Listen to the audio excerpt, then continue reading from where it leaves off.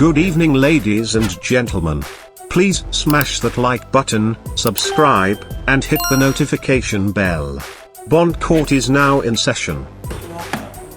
Good morning. Good morning. Does he qualify for the public defender? Yes, Judge Alicia Smith on behalf of the Public Defender's Office. I do have a probable cause argument as well. Okay, I'll go ahead and appoint the public defender's office to represent you. Go ahead and state your name for the record, sir. Benjamin Artache Barrio Jr. I'm sorry, can you say that again? Benjamin Artache Barrio Jr. Thank you. And who's here on behalf of the state? Jesse Schuster on behalf of the state. Okay, what is your probable cause argument? Yes, Judge. First, I want to make sure that it's only two cases. I have three reports, but I think one is a duplicate. The numbers seem to be the same, so I think it's a duplicate as to one. But as to the two counts of fleeing, defense will argue that there's no probable cause as to the second fleeing, or one of the fleeings. Based off the report, it seems like it was a continuous act, so therefore there wouldn't be two counts or two charges for fleeing. So defense will argue that there's no probable cause as to one of the counts for fleeing. What says the state? Your Honor, I only see one. That's what I see as well. I see one count of fleeing, attempting to elude with lights and sirens activated. No motor vehicle registration. And then I have a second report that's written by a different officer, Fontanez, that has a single count of fleeing. And on the IA sheet that I have, it appears to be two counts of fleeing, or two arrests for fleeing. I only have one. Oh, I see on the sheet where it seems to indicate. And there's two different arrest numbers on these two reports that I have. Are we missing any paperwork?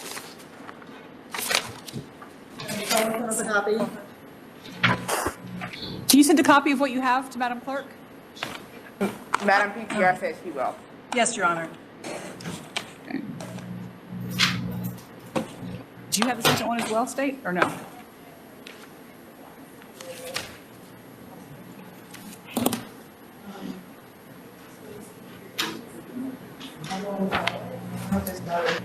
But there's none of the report. It's just on the face sheet. I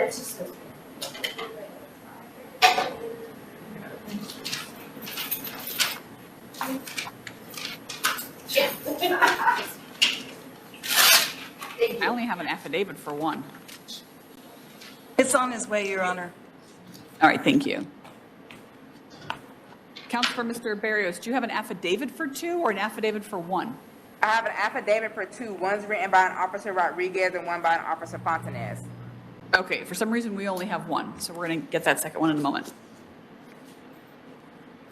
You want to pass it or you want them to hang tight?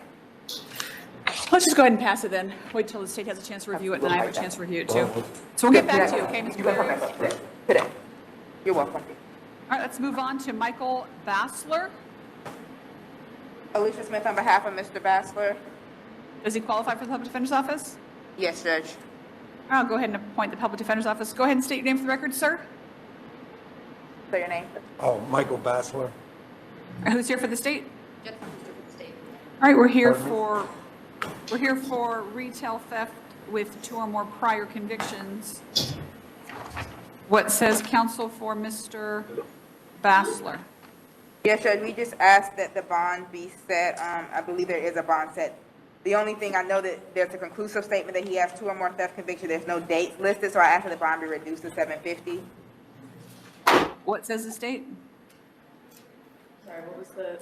She wants to reduce the bond to $750. She says that the two prior theft convictions, those dates are not listed. Oh, okay. The state would not object to a lower bond. All right, court's going to find probable cause. Bond will be set at $750.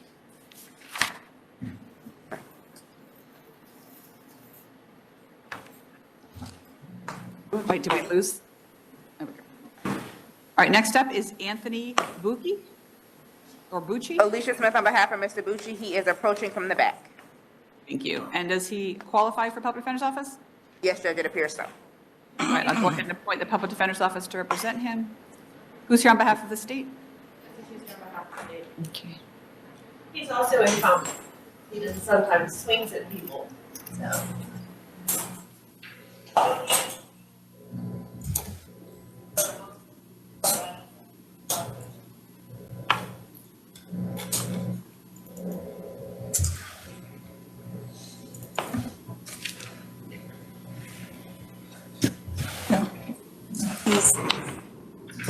He may be operating.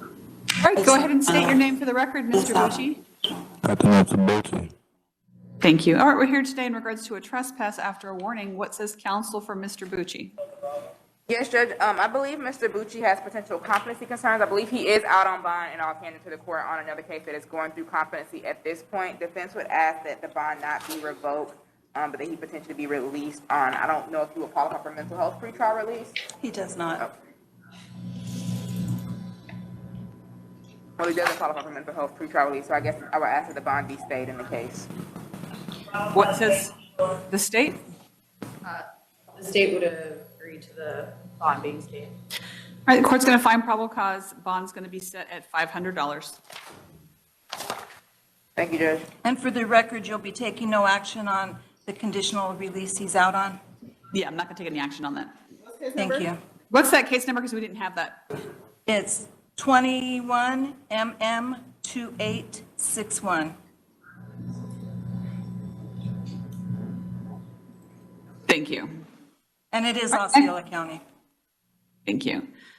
Next up is Mr. Coleman. Alicia Smith on behalf of Mr. Coleman, he does appear to qualify. Thank you. I'll go ahead and appoint the Public Defender's Office to represent him. Mr. Coleman, go ahead and state your name for the Good record, morning. please. Is Good morning. Zayante Coleman?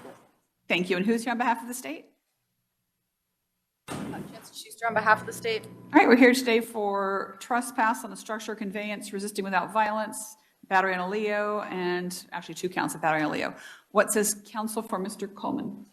Yes, Judge, I asked that the bonds be reduced or set back to where they originally were in this case, or even reduced more than that. The 2 acts of battery, there's no statement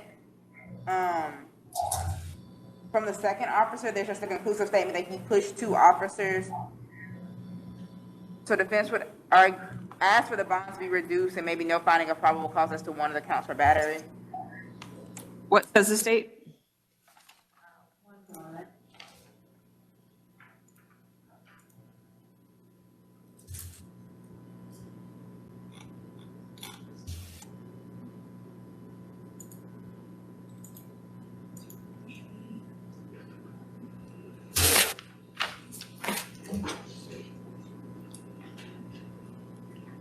Your Honor, the state would say that it appears there's probable cause for both of the batteries. It states that the defendant pushed both the reporting officer and the second officer who reported at the same time. As for lowering the bonds, the state would request that the bonds be stayed as they are.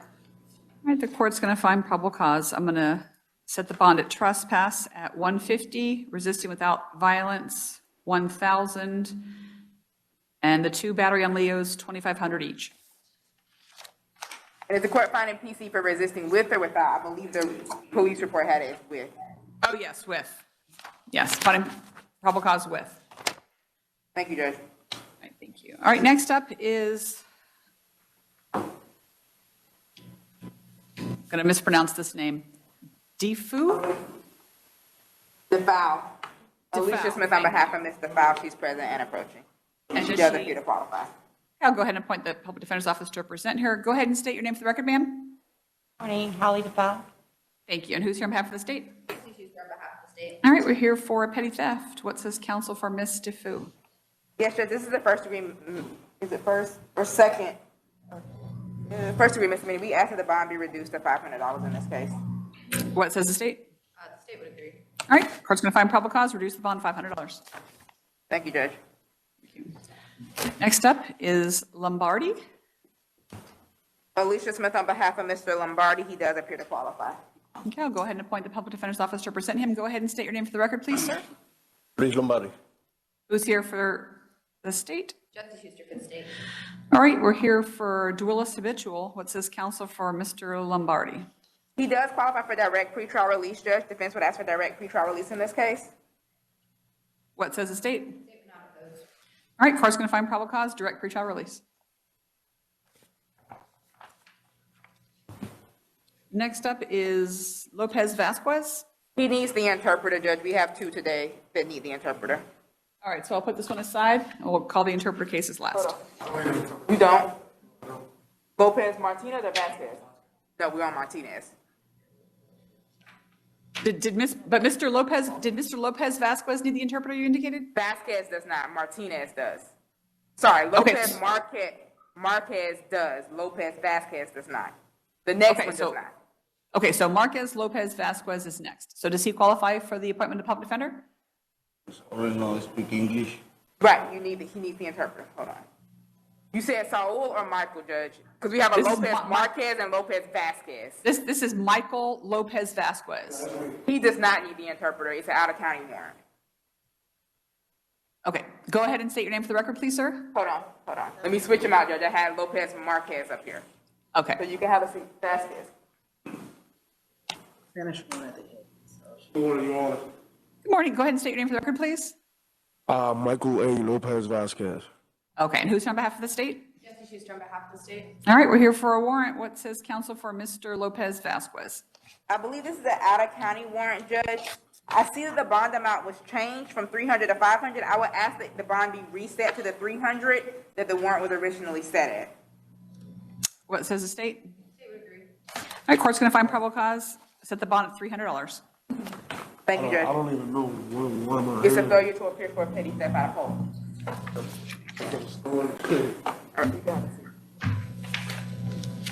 All right, next up is Mr. Martinez. Is he the one that needs the interpreter? Eric No, Judge. Martinez? Eric Martinez does not. Okay. Qualifies for Does he qualify for the public defender's office? Yes, Judge, he does appear to. Morning, Your Honor. Okay. Good morning. I'll go ahead and appoint the public defender's office to represent you. Go ahead and state your name for the record, please, sir. Eric Juliet Martinez. And who's here for the state? Jesse Schuster for the state. All right, we're here for a couple of cases. We've got an ag assault on a Leo and fleeing attempting to elude. What says counsel for Mr. Martinez? Yes, Judge, he does qualify for direct pretrial release as to both cases. We'd ask for direct pretrial release in these cases. What says the state?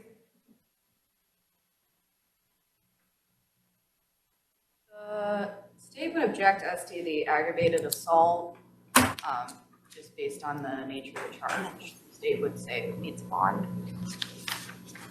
He doesn't have any prior, Judge, just for the court's information.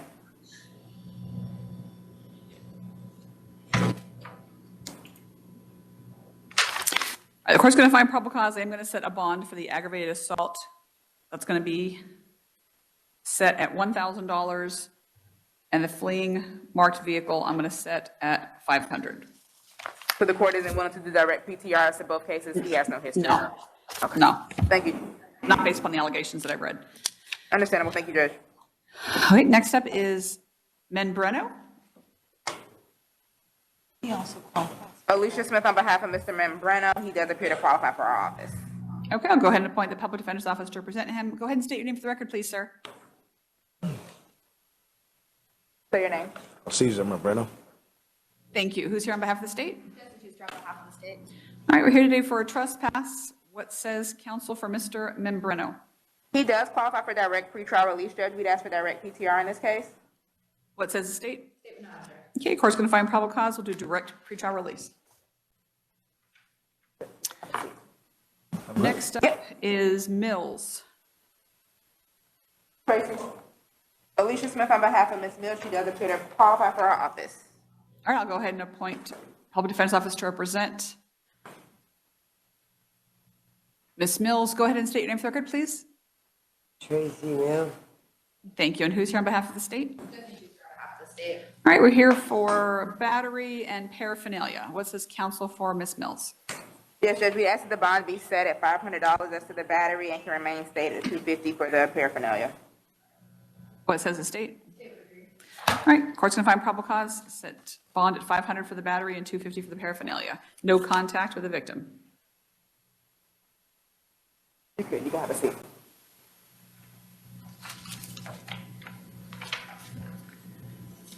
All right, next up is Spruce. Browse, yes, sir. He does not appear that he would qualify for our office, and I can stand in as a friend of the court for today. Okay. Go ahead and state your name Morning, for the Honor. record, please, sir.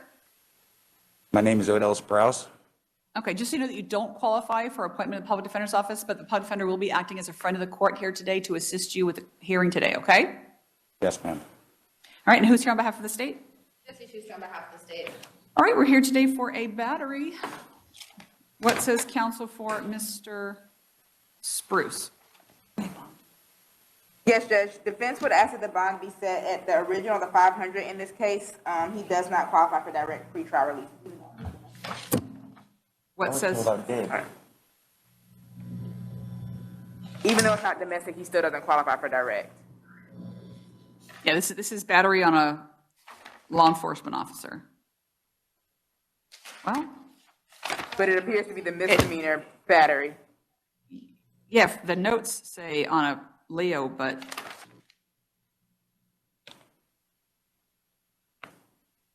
what says counsel for state?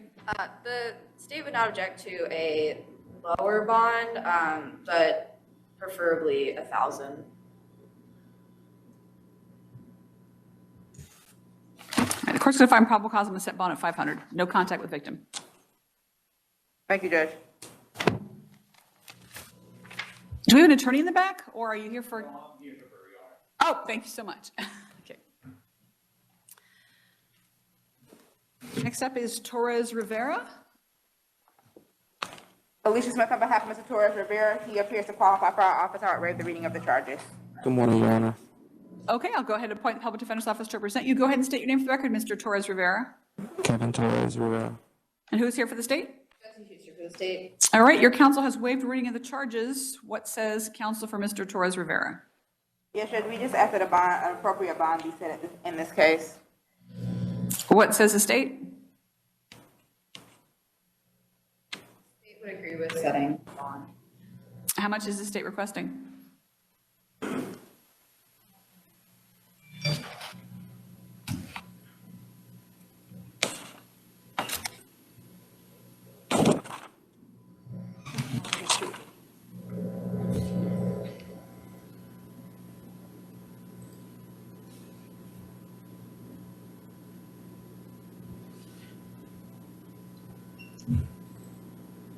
Was the court waiting for defense or the state? I'm waiting for the state. The state would request a higher bond in this case, something over 1,000. Court's going to find probable cause, set bond at 10,000. No contact with victim.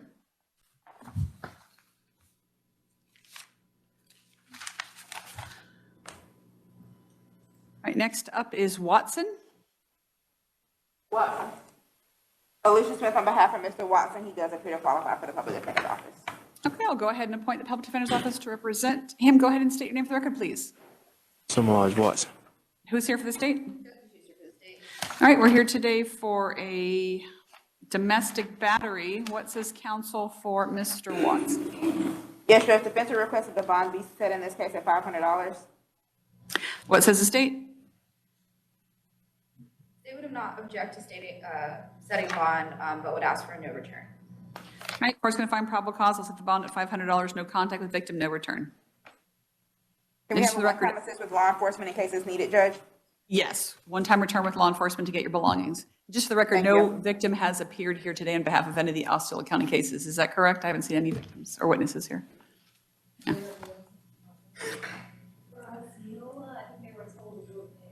Can you just double check, because we haven't had any victims so far. I just wanted to make sure that that's accurate. Next up we have is Wood.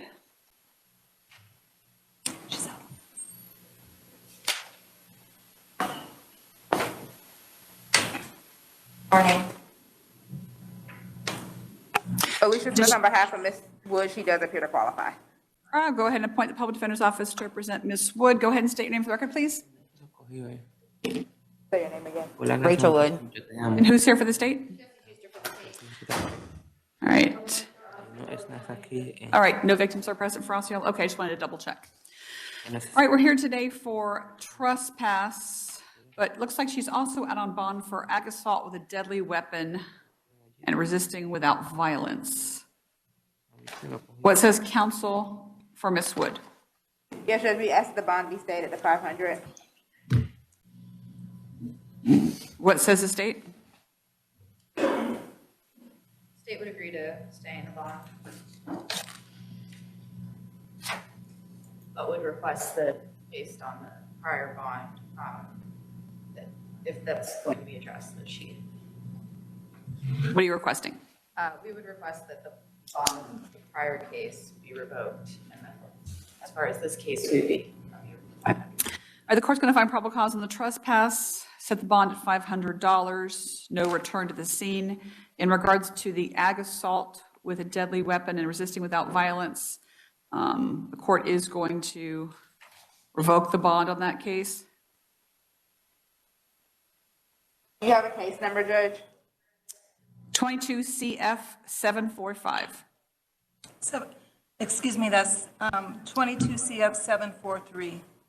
Oh, yes, 2020 CF 743, thank you. Is the bond revoked and set at 0, Judge? Yes, Thank you, Judge. thank you. All right, next up is Lambert. She is detoxing still, Judge. All right, we call that tomorrow then. Next up is Musette.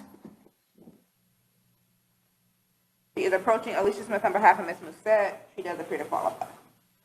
Okay, I'll go ahead and appoint the Public Defender's Office to represent you. Go ahead and state your name for the record, please. Carla Musette. Thank you, and who's here for the state? Jesse Schuster for the state. All right, I believe this was a reset from yesterday. Yes, Judge, she was detoxing yesterday. Okay, so we're here today for possession of controlled substance without a prescription and paraphernalia. What says counsel for Ms. Musette? Yes, Judge, we asked that the bond be reduced in the possession of a controlled substance to 1,000 and leave the bond state, or even reduced in the paraphernalia. What says the state? State would not object to reducing the bond. All right, the court's going to find probable cause, set bond at $1,000 for count one, $250 for count two. Am I also being held for another state? I'm sorry, I didn't hear that. I was asking if I was being held for another state as well. I don't have that. I know there's a warrant. However, I don't know if they're going to extradite it this time. Well, if there's an open warrant, then they would have to serve it upon you, so I don't know if that's happened or not yet. Okay, so I just need 100 to get out? For this To the case, bondsman. yeah, for this case, it's $1,000 for count one and $250 for count two. So $1,250 total for this case. 1250? Yeah, But with the bondsman, it's typically. 100, okay. You're good, you got it. All right, thank you. Next up is Lopez Marquez. Lopez, who, Judge? Lopez Marquez, Saul Lopez Do Marquez. you have the interpreter? Yes, we do. Okay. Alicia Smith So- on behalf of Lopez. Well, first, let's get the interpreter to come up. Can the interpreter please state your name for the record, please? Yes, I'm Ricardo Morales, Spanish interpreter. I have not been sworn in yet. All right, let's go ahead and get the interpreter sworn in. Please raise your right hand. Do you swear to translate from Spanish to English, English to Spanish, testimonies given? Yes, I do, Ricardo Morales, Spanish interpreter. All right, does Mr. Lopez Marquez qualify for the appointment of the public defender? El señor appears so, Saúl López Judge. Márquez cualifica para el servicio del defensor público. It appears so, Judge. Me parece que sí, señoría. The court's going to go ahead and appoint the public defender's office to represent Mr. Lopez Marquez. Vamos a designar el defensor público para que represente al señor López Márquez. Please go ahead and state your name for the record, Mr. Lopez Marquez. Señor, por favor, indique su nombre para el acta despacio y en voz alta. Saúl López. Saúl López. Is your last name Lopez or Lopez Marquez? ¿Su apellido es López o es López Márquez? López es el primero y Márquez segundo apellido. López is my first last name. Márquez is my second last name. Thank you. And who's here on behalf of the state? ¿Quién se encuentra aquí en nombre del Estado? Jesse Schuster on behalf of the state. Jesse. ¿Cómo, perdón? Jesse who? Jesse Schuster. Jesse Schuster en nombre de la Fiscalía. We're here today on a possession of cocaine charge. What says counsel for Mr. Lopez Marquez? Nos encontramos aquí el día de hoy por una acusación de tenencia de sustancias controladas que dice la representación del señor López Márquez. Defense would request the bond be reduced to 1,000 in this case, Judge. Pedimos a su señoría que reduzca la fianza a $1,000. What says the state? ¿Qué dice la fiscalía? The state would not object. No hay objeción por parte de la fiscalía. The court's going to find probable cause and set bond at $1,000. Determino que hay suficiente indicio de criminalidad en este caso y fijaremos la fianza en $1,000.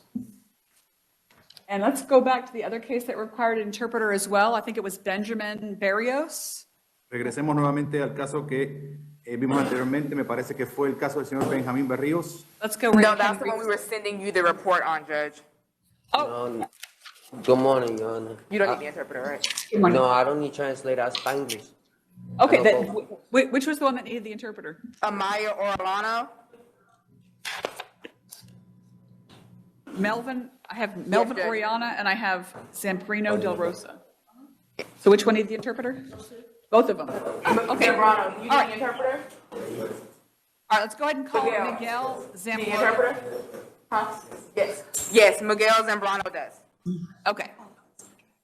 Alicia Smith Does on behalf of Mr. Miguel Zambrano De La Rosa qualify for appointment in the Public Defender's Office? El señor Yes, Miguel Judge. Zambrano de la Rosa cualifica para el defensor público. Sí, su señoría. Cal, go ahead and appoint the Public Defender's Office to represent you. Bien, designaremos al defensor público para que le represente a usted. Go ahead and please state your name for the record, sir. Por favor, señor, indique su nombre completo, despacio y en voz alta para que conste en actas. Miguel Ángel Zambrano. Miguel Ángel Zambrano. Okay. And who's here on behalf of the state? ¿Quién se encuentra aquí en nombre de la Fiscalía? Jesse Schuster on behalf of the state. Jesse Schuster en nombre de la Fiscalía. We're here today for disorderly and talks. What says counsel for Mr. Zambrano? Nos encontramos aquí por una acusación de desorden público. ¿Cuál es la disposición del señor Zambrano? He qualifies for direct pretrial release, Judge, so we'd ask for direct pretrial release in this case.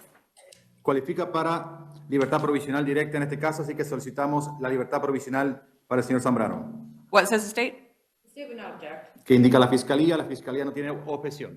Court's going to find probable cause and release on pretrial release.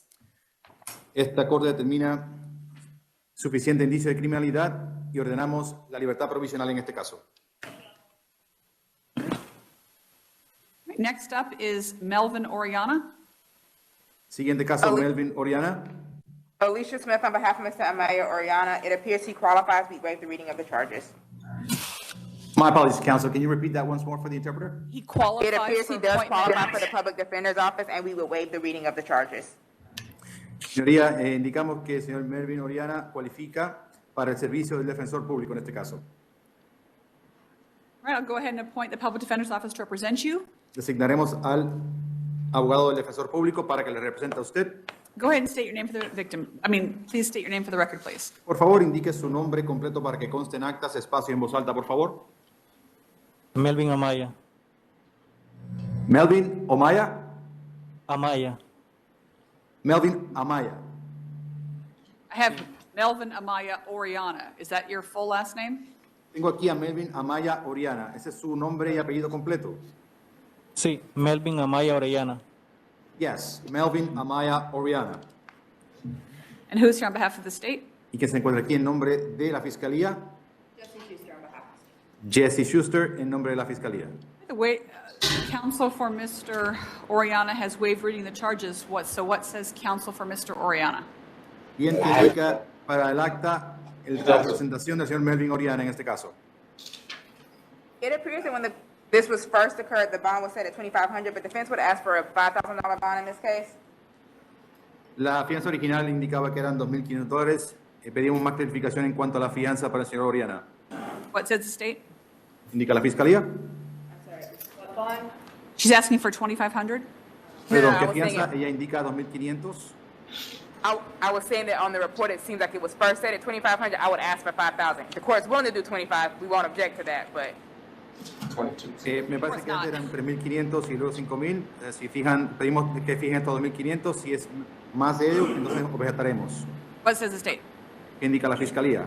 The state would agree with $5,000. La Fiscalía accede a los $5,000. Court's going to find probable cause, set the bond at $5,000, no contact with victim, and no contact with the victim's family, as they are potential witnesses.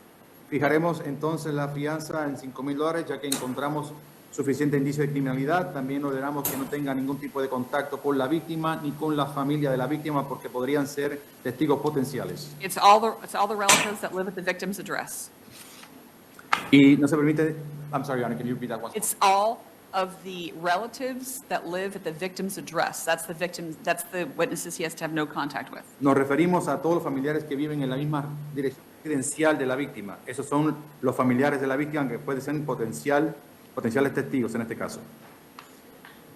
Any other issues in regards to Mr. Oriana? ¿Algún No, Judge. otro asunto que resolver en el caso del señor Oriana? No, Judge. Right, and also no unsupervised contact with children under the age of 18. Y no podrá tener contacto, a no ser que sea con supervisión, con menores de 18 años de edad. All right, last up I believe we have is Mr. Barrios. Yes, Judge. State, did you get a chance to get a copy of the paperwork? I did get a copy of it. Okay. ¿Ella tuvo oportunidad de revisar los documentos en el caso del señor Berríos? Sí, tuvimos oportunidad, señoría. Good morning again, Your Honor. Thank you. Go ahead and state your name for the record, please. Benjamin Altache Barrios. You don't need the interpreter, is that correct? Correct. Okay. We've just finished the interpreter cases for Osceola, but as soon as I finish this case, we're going to switch over to Orange and do the interpreter cases for that. Thank you. All right, who's here on behalf of Mr. Barrios? Alicia Smith on behalf of Mr. Artache Barrios. Who's here for the state? Jesse Schuster on behalf of the state. All right, now that all of us have received all the same paperwork, what was your argument, counsel, for Mr. Barrios? Yes, Judge, I was arguing that there was no PC for the second fleeing for the second officer. I think that would be Officer Fontanez. It appears that this likely was the same transaction course of events, so there wouldn't be two acts or charges of fleeing.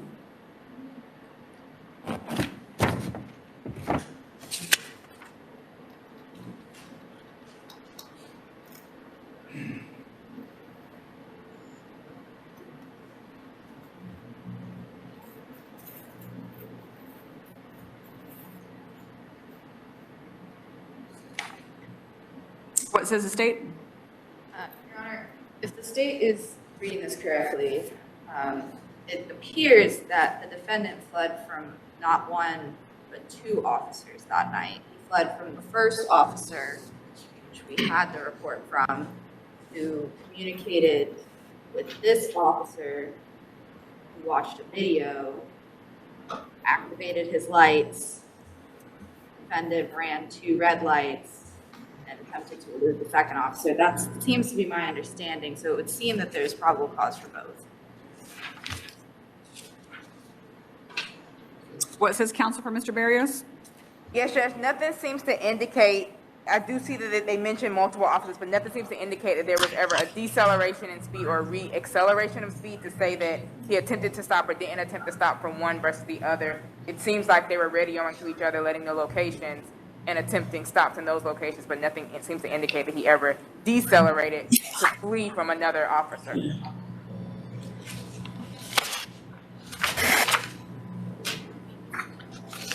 All right, the court's going to find probable cause in regards to all 4 cases. I'll go ahead and set the bond for the He fleeing. he does qualify for direct pretrial release too, Judge. What says the state?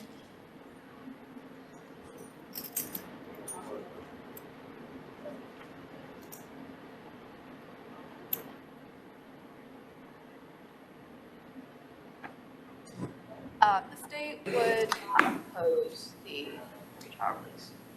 All right, he will be pretrial released then. And that's as to both cases, correct, Judge? Yes, that's both cases. Thank you, Judge. All right, I think that's the last case for Osceola. Is that correct?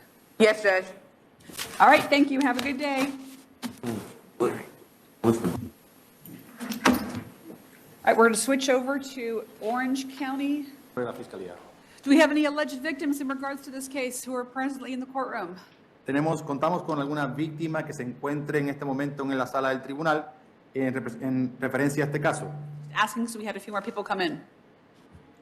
All right, seeing none, what says counsel for the defendant in regards to the charge aggravated battery with a deadly weapon?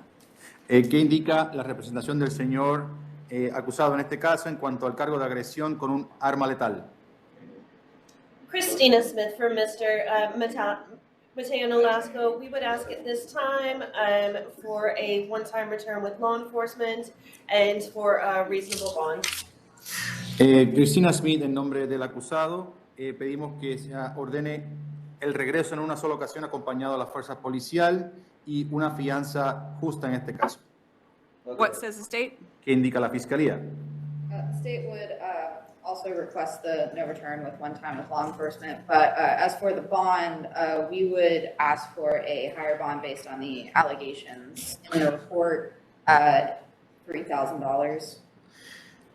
No tenemos ningún problema con que regrese en una sola ocasión con la fuerza policial, pero pedimos que se fije una fianza más alta en este caso debido a las alegaciones.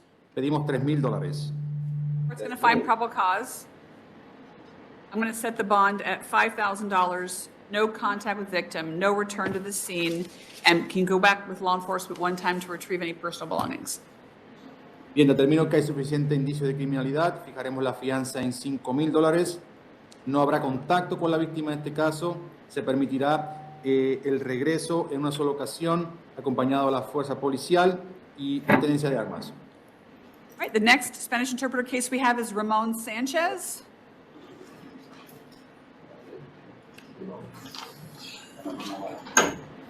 Go ahead and state your name for the record, please, sir. Por favor, señor, indique su nombre completo para que conste en acta despacio y en voz alta. Ramón Adrián Sánchez. Ramón Adrián Sánchez. Who's here for the state? ¿Quién se encuentra en nombre de la fiscalía? Jesse Schuster for the state. Jesse Schuster en nombre de la fiscalía. Are there any alleged victims here for the Ramon Sanchez case? ¿Hay alguna víctima presente en el caso del señor Ramón Sánchez? Seeing none, what says counsel for Mr. Sanchez? No veo ninguna víctima. ¿Qué indica la representación del señor Sánchez? Christina Smith for Mr. Sanchez. We would ask at this time for a one-time return with law enforcement to collect his belongings. The parties do share a child in common. If there could be third-party contact for the child, be it through the Talking Parent app or something similar, for those purposes and reasonable bond. Cristina Smith, en nombre del acusado, pedimos que se otorgue el regreso en una sola ocasión acompañado de la fuerza policial y ya que vemos que hay un menor que ambos comparten, pedimos que haya un compartir del menor a través de una aplicación de terceros como Talking Parents. My apologies, counsel. Can you repeat the last? I'm sorry. Y una fianza justa. Do you have any information in regards to DCF? Normally DCF is contacted in regards to these kinds of cases. ¿Tiene usted alguna información acerca de si contactaron al Departamento de Familias o si se ha contactado al Departamento de Familias con relación a este caso? State, do you have any information on that? Fiscalía, ¿cuenta usted con información relacionada a esto? Generally, it will be mentioned in the report. I can see if there's another report. Esto consta generalmente en el reporte. Voy a ver si existe algún reporte en donde se indique. What it says is the 3 children were present. And normally when the children are present, DCF is contacted. Indica aquí que hubo 3 niños presentes y cuando hay menores presentes se contacta al Departamento de Familia. So does state have any information if DCF was contacted or not? Así que, ¿acaso cuenta la Fiscalía con información que indique que se contactó al Departamento de Familia? The state does not have any additional information at this time, La Fiscalía no cuenta con información adicional en este momento, but generally in these cases, they would have been contacted. pero generalmente en este tipo de casos el Departamento de Familia es contactado. It's just unusual because it's not listed and they are mandatory reporters, so I would have expected to have that been in there. Esto es muy inusual porque esto por lo general consta en el reporte y no se encuentra allí. What I'm going to do is the court's going to find probable cause. I'm going to set the bond at $1,000, no contact with the victim, no return to the scene, and can only come back one time with law enforcement present. Determino que hay suficiente indicio de criminalidad, fijaremos la fianza en $1,000, no habrá contacto con la víctima, no podrá regresar al lugar de los hechos y se hará el regreso en una sola ocasión acompañado de las fuerzas policiales para recoger sus pertenencias. That's in regards to both counts. Esto es en relación a ambos cargos. I'm also going to order that no contact with the children in common at this time, as they were present at the time. También voy a ordenar que no haya ningún tipo de contacto con los menores que estuvieron presentes en este caso. To give DCF a chance to complete their or conduct their investigation, you can always bring this up with the judge this case is in front of. Y le permitiremos al Departamento de Familia que hagan la investigación correspondiente y que sea atendido por el juez que verá este caso. Because right now I don't see a DCF safety plan. I don't see anything in regards to this case, and that all needs to be addressed. Estoy viendo aquí el plan de seguridad del Departamento de Familia y no consta nada aquí. So state, you might want to get in contact with law enforcement because they are mandatory reporters in regards to this. Así que, Fiscalía, pedimos que se contacte con la fuerza policial porque ellos tienen este tipo de investigación. Each, yes, for each. Señoría, ¿serían $1,000 por cada acusación? Sí, por cada acusación. All right, next up we're going to have is Mr. Flores Roman.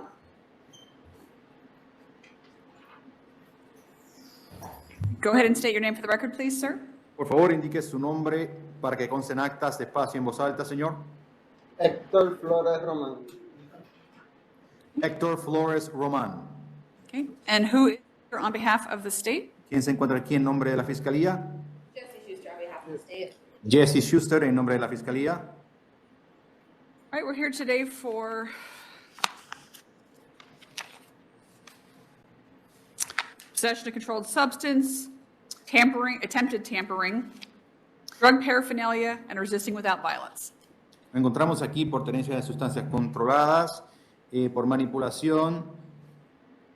Sorry, Your Honor, can you repeat the last charge? Resisting without violence. Y resistirse a la autoridad. What says counsel for Mr. Flores Roman? ¿Qué tiene que decir la presentación del señor Flores Román? Christina Smith for Mr. Flores Roman. We would ask that the bond for count 1 be lowered to $500 and then stay counts 2 through 4. Bien, Christina Smith, en nombre del acusado, pedimos que se fije la fianza por la acusación número 1 en $500 y que las fianzas correspondientes a las acusaciones 2 a la 4 permanezcan tal cual. What says the state? ¿Qué indica la Fiscalía?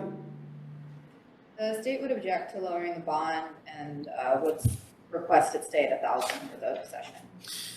La Fiscalía objeta en cuanto a la rebaja de la fianza y pedimos que se fije la fianza en $1,000 por la tenencia de sustancias controladas. Court's going to find probable cause. I'm going to set the bond at $500 for count 1 and then $100 each for counts 2, 3, and 4. Determinamos que hay suficiente indicio de criminalidad en este caso y ordenamos que se fije la fianza en la acusación número 1 en $500 y en las acusaciones 2, 3 y 4 se fijará la fianza en $100. Right, next up, we have Luis Romero Lopez. Refuse, Your Honor. No action on the open case. Oh, I didn't have information on open. For which case? For Flores Roman? Wait, can we get him back again? I didn't know there was an open case. Didn't see it at the back. Hector Flores Roman. Case number 05210AO. Heading to prior conviction. What's the case number? 2022 CF 005210AZL. Yeah, we don't have that. What is it, a pay theft with 2 priors? Yes, paid it to 2 priors. I still didn't get the case number. 22 CF 52. 10AO. I don't have that. All right, so the court's not going to get any action on that because we don't have that information. All right, next up is Mr. Romero Lopez. Refuse, Your Honor. Okay, we'll go ahead and call this up tomorrow then. Was that the last interpreter case? No, Your Honor, we'll have one more, Your Honor. And which one is that? That's gonna be Buritica Marlene. She's All right, in thank the you. Minutes appealable. It's a what? Minutes appealable. It's a pleable misdemeanor, Your Honor. I've got it. Okay, it's resisting officer without violence. All right, go ahead and state your name for the record, please, ma'am. Señora, por favor, indique su nombre para que consten actas despacio y en voz alta. My apologies, Your Honor, a I clarification. think it's Marlene Is that right? Su nombre es Marlene Bartica. Buritica. Marlene Buritica. Thank you. Who's here on behalf of the state? ¿Quién se encuentra aquí en nombre de la Fiscalía? Jesse Schuster on behalf of the state. Jesse Schuster en nombre de la Fiscalía. Okay, we're here for resisting without what says counsel for the defendant. Nos encontramos aquí presentes por una acusación de resistirse a la autoridad que indica la representación legal de la acusada. Your Honor, we would ask at this time that she be granted direct PTR in this matter. En este momento, Fiscalía, pedimos a su señoría que se conceda una libertad provisional en este caso. What says the state? ¿Qué indica la Fiscalía? State would not oppose. La Fiscalía no se opone. Court's going to find probable cause and direct PTR. Este tribunal indica que hay suficiente indicio de criminalidad y ordena la libertad provisional. Are there any other Spanish interpreter cases? I don't want to let the Spanish interpreter go in case we have any more. Are we totally sure we're done? I'm not aware of any other Spanish interpreter cases, Your Honor. Okay, perfect. Thank you so much. Appreciate you being here today. Release petition for PTR. No. All right, next up we have is the move-ups. Move-ups are Howard Washington. Medical, Your Honor. All right, we'll call that again tomorrow. Your Honor, however, it does look like this is just a possession of paraphernalia case. If we could direct PTR or set this as low as possible, and defense would be willing to waive.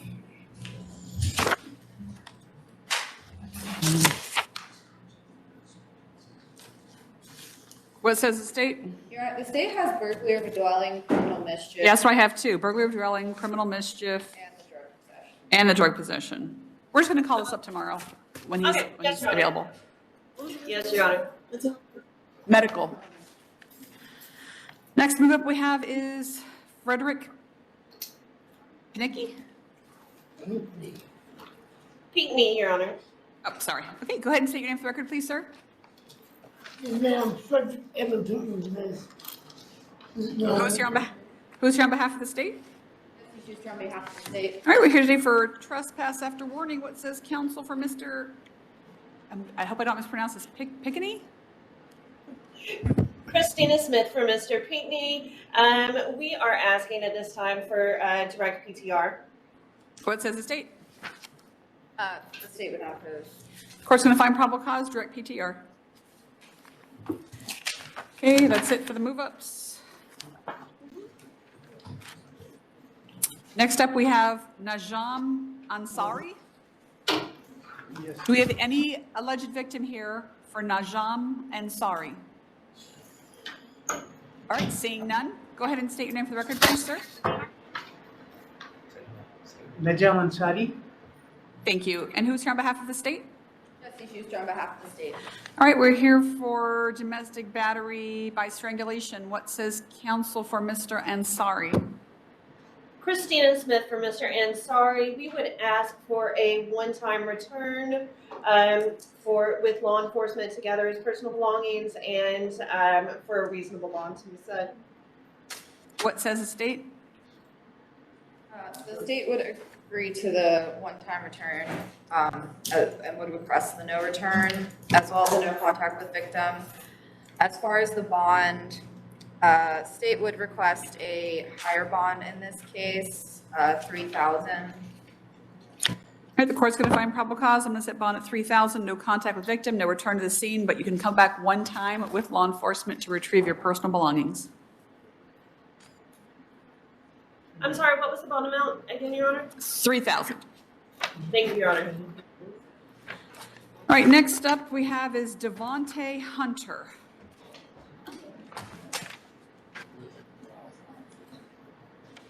Go ahead and state your name for the record, please, sir. Devontae Taquan Hunter. Do we have any alleged victims for Devontae Hunter present? Seeing none, who's here is... Do you want to go check? Yes, go ahead. We might have an alleged victim here present, so we'll just wait a moment.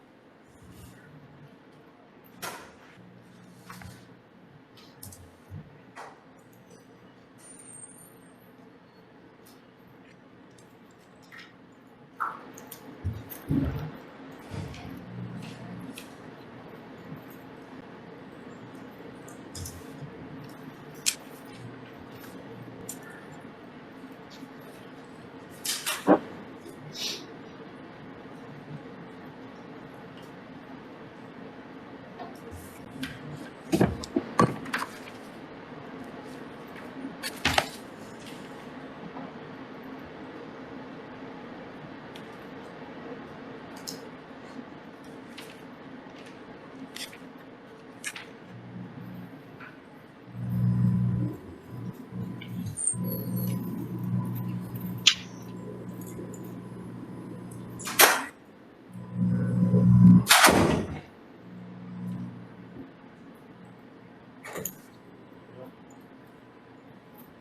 we have the alleged victim on this case?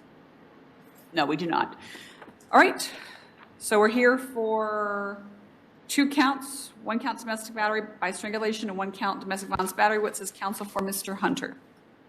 Christina Smith for Mr. Hunter. At this time, I do have a probable cause argument to count 1, domestic battery by strangulation. Florida statute 784.014 2A requires the impediment of the normal breathing or circulation for the strangulation charge. Here, the only indication was that it was to the point that she had to scream out for help. It is my understanding that the impediment to normal breathing or circulation requires some sort of loss of consciousness or difficulty breathing, coughing or choking afterwards. But at this point, it says that she had to scream for help. So we suppose that the probable cause element for count 1 is not met, and to ask that a reasonable bond be set for count 2, misdemeanor domestic battery, and they live together. So we would ask for a one-time return with law enforcement. They do have 1 child in common. I do not see any here in the report that the child is present, so we would ask for third-party contact. What says the state? The state would argue that just because someone was at one point during the attack able to scream for help does not indicate that at no point during the attack were they not able to breathe. However, if the court needs more information, the state would be willing to reset it 24 hours to get an additional supplement.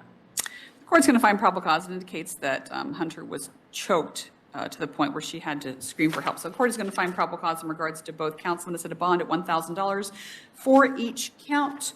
No contact with victim, no return to the scene. You can come back 1 time with law enforcement in order to retrieve your belongings. I'm not going to make any court orders in regards to any contact with the child. Yes. Your Honor, the state would request no contact with the child and a reminder that no contact also includes no contact through third parties. Was there any DCF involved? I mean, I don't see anything here that there was DCF involvement. I don't see if the child was present. I don't have any information here whatsoever.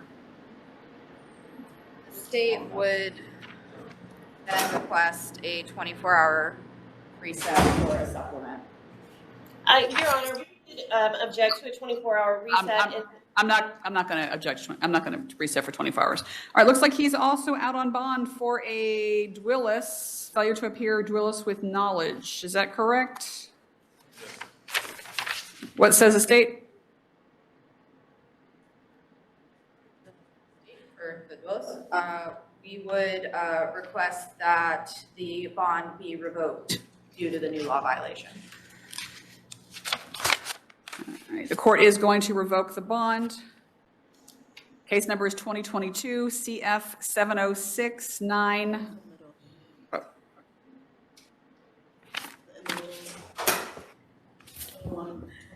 2021 CT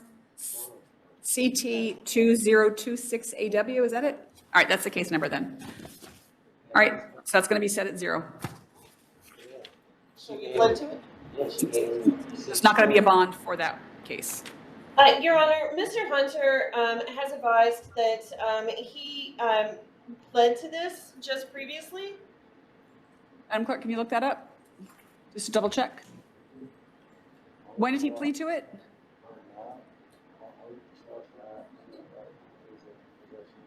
The status hearing on 7/19. Nope, case is still open. It was a status hearing, but there was no plea. All right, So- thank you. All right,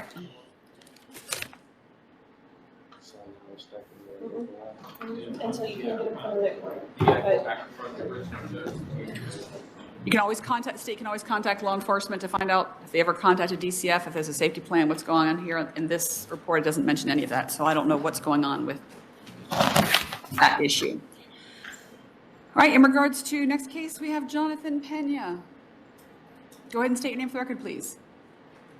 Jonathan Rodriguez Peña. Okay, and who's here on behalf of the state? Jesse Schuster on behalf of the state. All right. I've already provisionally appointed the Public Defender's Office to represent you. You're charged with armed kidnapping, ag assault with a firearm, battery, and false imprisonment. What says counsel for Mr. Pena? Christina Smith for Mr. Pena. We would just ask at this time that a reasonable bond be set to all charges. Okay. All right, court's going to find probable cause. Court's going to set bond at $5,000 for armed kidnapping, $5,000 for ag assault with a firearm, $1,000 for domestic violence, and $2,000 for false imprisonment, no contact with the victim.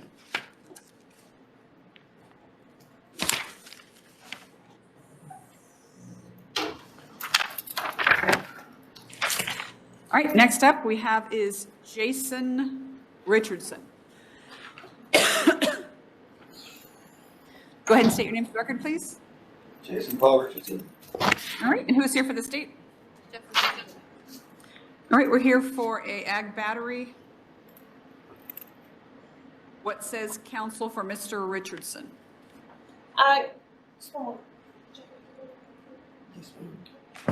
Your Honor, Christina Smith for Mr. Richardson. We would ask at this time for a one-time return with law enforcement and a reasonable bond.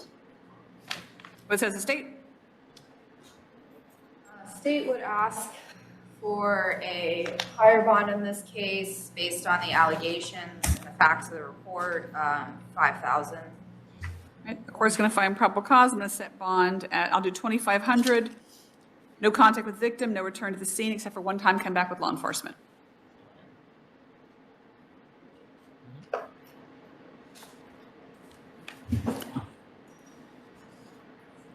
Next up is Dwayne Ross. Motion, Your Honor. Any alleged victims for Dwayne Ross? Seeing Good none. morning. Good morning. Go ahead and state your name for the record, please, sir. Dwayne Jabril Ross. Who's here for the state? Jesse Schuster for the state. All right, we're here today for a burglary of a conveyance with assault and battery on a person 65 years age or older. What says counsel for Mr. Ross? Christina Smith for Mr. Ross. There is a probable cause argument to charge one of burglary with a conveyance with assault or battery. Per the burglary statutes, this is the entering of a dwelling, structure, or conveyance with the intent to commit an offense therein. The thing that was entered at, in this instance, it appears to be a Suzuki. We would argue that that is not a dwelling, structure, or conveyance at this time, and leave this at being a just the battery, Your Honor. What says the state? One moment.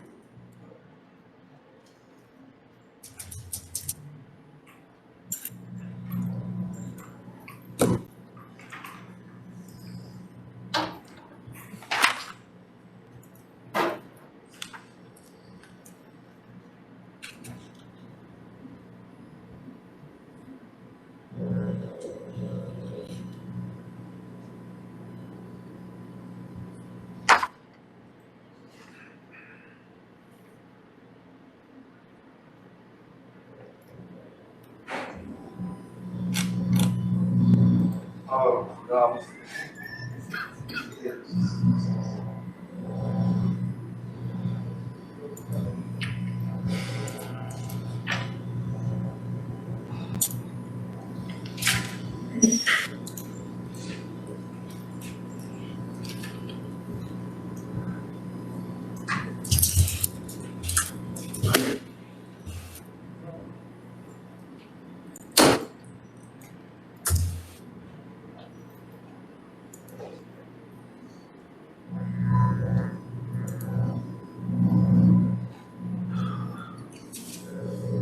Court's going to find probable cause. It indicates that Lewis reached through the window of the SUV driver window, which was rolled down, and then punched the leg of the victim on the side of the face with a closed fist. And based on the other facts or alleged facts that I'm reading from the police report, the court's going to find probable cause. So I'm going to go ahead and set bond. The bond is going to be set at $1,000 each. No contact with victim. Thank you, Your Honor. Thank you. All right, next up is going to be Daniel Thomas. Go ahead and state your name for the record, please. Daniel K. Thomas. Thank you. Who's here on behalf of the state? Jessica Schuster on behalf of the state. All right, we're here for a battery on a person 65 years of age or older. Do we have any alleged victims on the Daniel Thomas case here present? Seeing none, what says counsel for Mr. Thomas? Your Honor, at this time, we would ask for reasonable bond to be set in this amount. Okay, and we would ask for a one-time return with law enforcement to collect his belongings. What says the state? The state would ask for a higher bond in this case based on the facts alleged. We would also ask for the no return except for one time with law enforcement, no contact with victims. Of course, going to find probable cause to set bond at $1,500, no contact with victim, no return to the scene. You can come back with law enforcement one time to retrieve your belongings.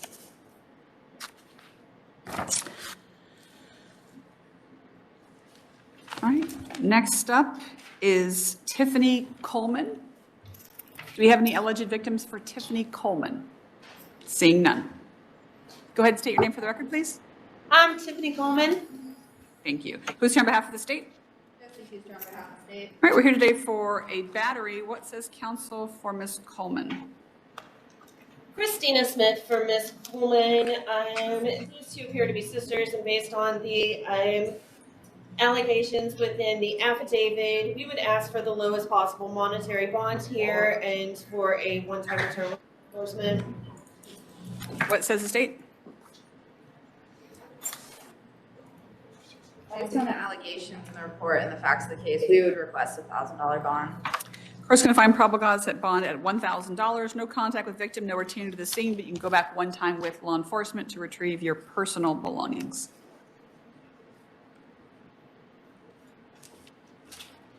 Right, next up is Mr. Corolla. Do we have anyone here for Landon Corolla? Any alleged victims? All right, you can please go ahead and come forth, please. Mr. Corolla, go ahead and state your name for the record, please. Landon Corolla. Who's here for the state? Jessica Schuster for the state. And who do we have in regards to the Landon Corolla case? Molly. Can you state your full name, please? Molly Gilkison. Molly Margaret. Okay, let's go ahead and get her sworn in, please. Raise your right hand, please. Do you swear or affirm that the testimony you're about to give shall be the truth, the whole truth, and nothing but the truth? Yes. What would you like to tell the court, ma'am? So last night we were at Disney World and things just got really out of hand, and it started at Disney World. It's kind of we were drinking involved. And then we got back to the room and we were both just like really mad at each other, and he did put his hands on me. But now that I realize it and went to the doctor, most of what it is when I fell on the ground from holding onto the car and him driving away. So like my injuries were from that mainly. All right, so you believe that a lot of your injuries stemmed from holding onto the car and then him driving away and... Yeah, and hitting the pavement. And then you hit the pavement? Yes. Okay. And what is it that you want to have happen in regards to this case? Do you want to have contact? Do you not want to have contact? I do want to have contact with him. All right, any questions? Counsel for Mr. Corolla? Yes, Your Honor, just a couple. Yes, ma'am. Are you afraid of Mr. Corolla at this time? No. Were you to be put in a situation like this again, would you hesitate to call law enforcement in that instance? No. No further questions, Your Honor. What says the state?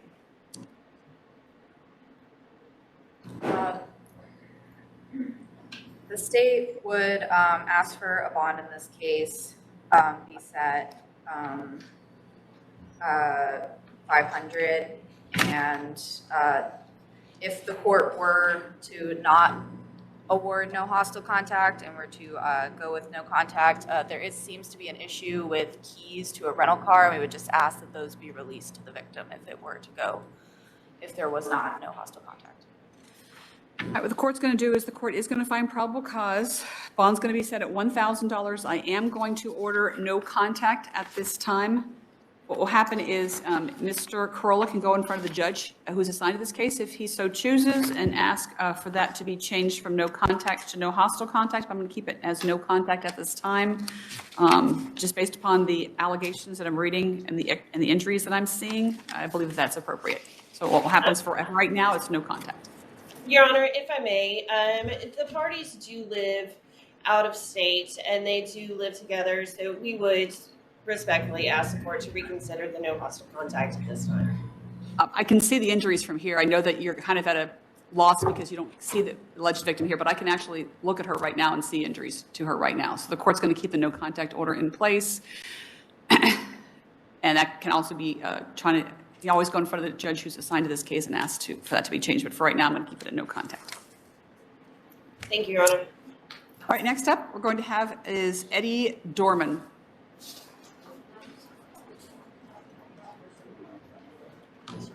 Do we have Eddie, go ahead and state your name for the record, please. My name is Eddie Lewis Dorman. All right, and who's here on behalf of the state? Who's here on behalf of the state? All right, we're here today for a battery. Do we have any alleged victims in regards to the case of Eddie Dorman? Seeing none, what's his counsel for Mr. Dorman? Just 1 second, Your Honor.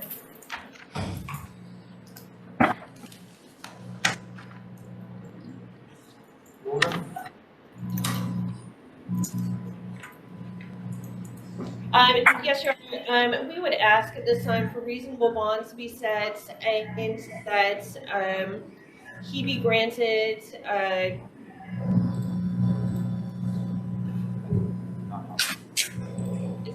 1 second, Your Honor. Do you live in this house? Where do you live? She doesn't show up.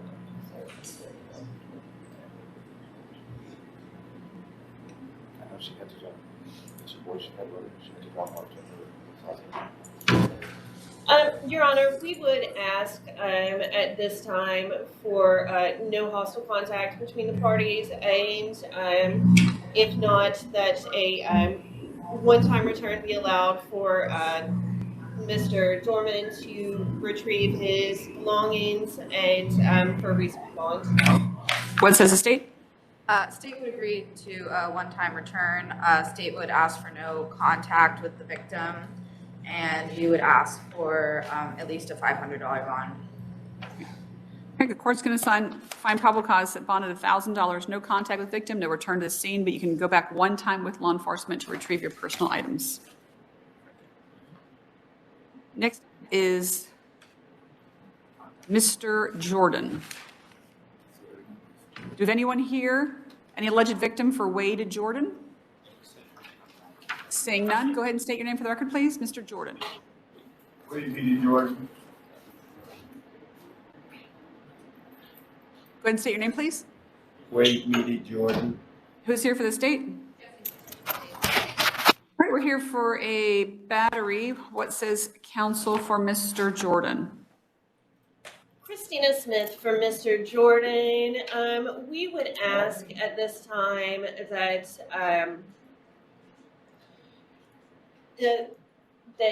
he be granted a one-time return with law enforcement to gather his personal effects and for a reasonable bond to be set in this matter. What says the state? State would ask for the no return and agree to a one-time return with law enforcement. We would ask for no contact with the victim, and we would ask for at least a $500 bond in this case. Court's going to find probable cause at the bond at $1,000, no contact with victim, no return to the scene, but you can go back one time with law enforcement to retrieve your personal belongings. Yes, ma'am. Next up, we have Joseph Martin.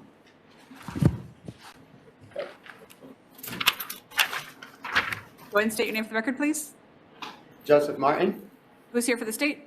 For the state. All right, we're here today on a charge of domestic violence battery. What says counsel for Mr. Martin? Christina Smith for Mr. Martin. We would ask at this time for a reasonable bond to be set in this matter. Says the state. In this case, the state would ask for no contact with the victim, as well as no return to her address, and we would ask for at least a $500 bond. Court's going to find probable cause, set bond at $1,000, no contact with victim, do not return to her address. Thank you, Your Honor. Thank you. Next up is Mr. McDonald. Do we have anyone here, any alleged victim here for Brandon McDonald? Seeing none, go ahead and state your name for the record, please, Mr. McDonald. Brandon McDonald. Who's here for the state? All right, we're here today for a battery. What says counsel for Mr. McDonald? Christina Smith for Mr. McDonald. We are asking at this time for a one-time return with law enforcement and for a reasonable bond. What says the state? State would ask for no contact with the victim, no return to her address with a one-time with law enforcement to retrieve his items. We would ask for a higher bond in this case, at least $1,000. Court's going to find probable cause, set bond at $1,000, no contact with victim, no return to the scene, except you can go back one time with law enforcement to collect your personal belongings. All right, next up we have is Catherine Rodriguez. Go ahead and state your name for the record, please. Catherine Rodriguez. Who's here for the state? All right, what says counsel for Ms. Rodriguez? We're here today for a battery dating violence. Do we have any alleged victims for Catherine Rodriguez's case? Seeing none. Your Honor, we would ask at this time for a no hostile contact and that and if not, for her to be able to return to the residence one time with law enforcement to collect the children and for a reasonable bond to be set in this matter.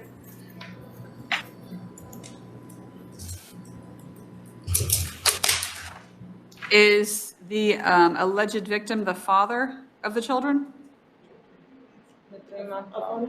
He is the father of one of the children, Your Honor. What says the state? State would ask for no contact with the victim. We would ask for no return except for one time to retrieve any belongings, but that it be in the presence of law enforcement and there be no contact with the victim. And we would ask for at least $1,000 bond.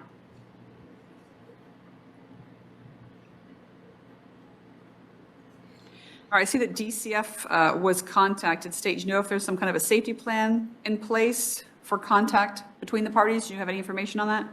I do not at this time in regards to this case, but generally with DCF, there's at least 2 follow-ups and there's a plan in place. All right, what the court's going to do is the court's going to find probable cause, set bond at $1,000, no contact with the victim, no return to the scene. You can go back one time with law enforcement to collect your belongings.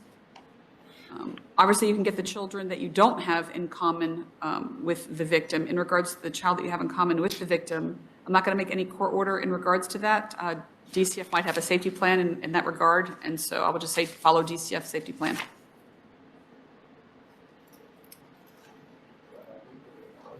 All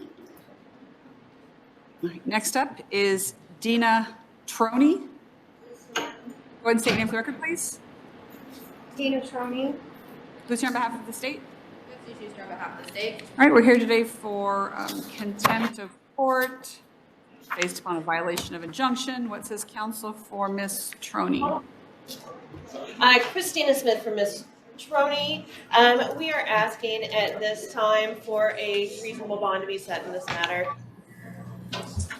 What says the state?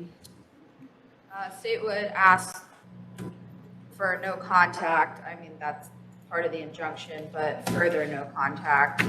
And we would ask for a $1,000 bond at least.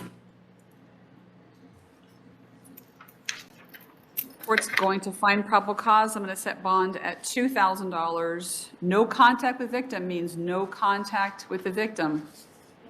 No third-party contact, no first-party contact, no social media, no phone calls, nothing, okay? All right, thank you. All right, next up is going to be Daniel Trowers. Do we have any alleged victims for Daniel Trowers? Up, go ahead and approach, please. Go ahead and state your name for the record, please, sir. Mr. Trowers? I'm sorry? Go ahead and state your name for the record, please. Daniel Trowers? Who do we have on behalf of the state?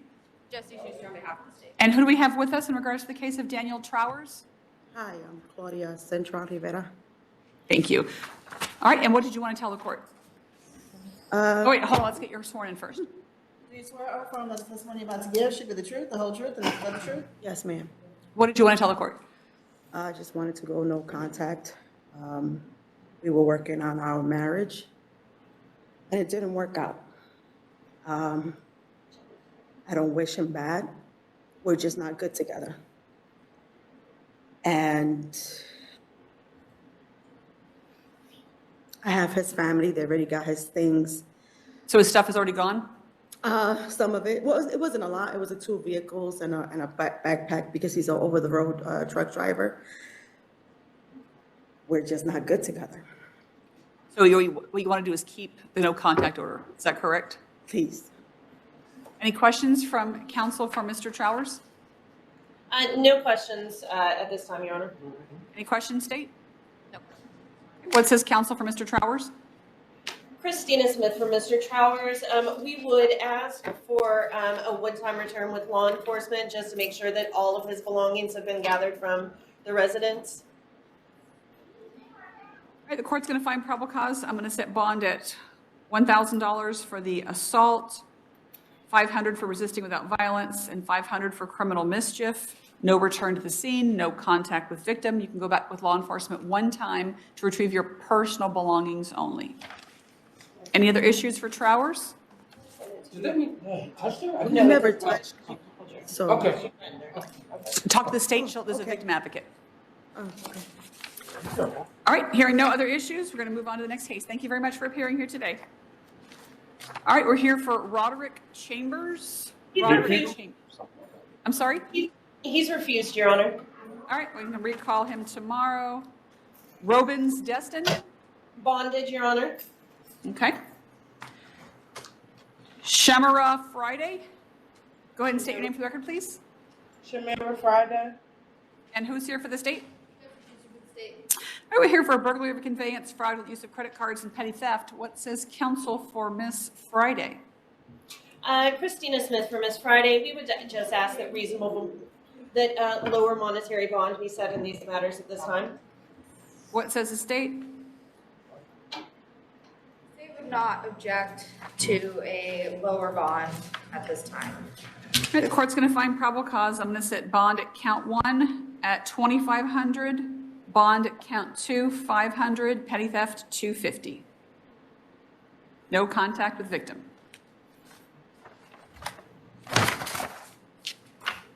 Thank you, Your Honor. All right, next up we have is Angela Gentry. Got a couple of cases here. No, I'm not. One moment, Your Honor.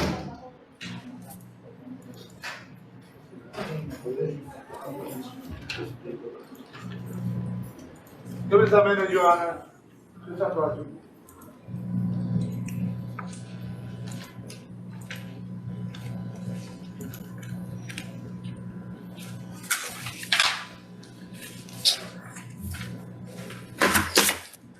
Your Honor, Chief Medical. All right, so we'll call her tomorrow. Next up is Christopher Hayes. He's bonded, Your Honor. Next up is Tamarcus King. Go ahead and state your name for the record, please, sir. Tamarcus King. Thank you. Who's here for the state? Jesse Schuster for the state. All right, we're here today for grand theft, third degree of a motor vehicle, and obstruction by false information. What says counsel for Mr. King? Christina Smith for Mr. King. We would ask for direct PTR in both of these counts, Your Honor. He won't qualify. He's not going to qualify? Then we would ask for the lowest possible monetary bonds. What says the state? State would ask some bonds to be stayed. The court's going to find probable cause. I'm going to set bond at count 1 at $1,000, bond at count 2, $250. Thank you, Your Honor. Next up is Erica Lovesmith. Medical, Your Honor. All right, recall her tomorrow. Next up is George Moore. This is coming, Your Honor. Thank you.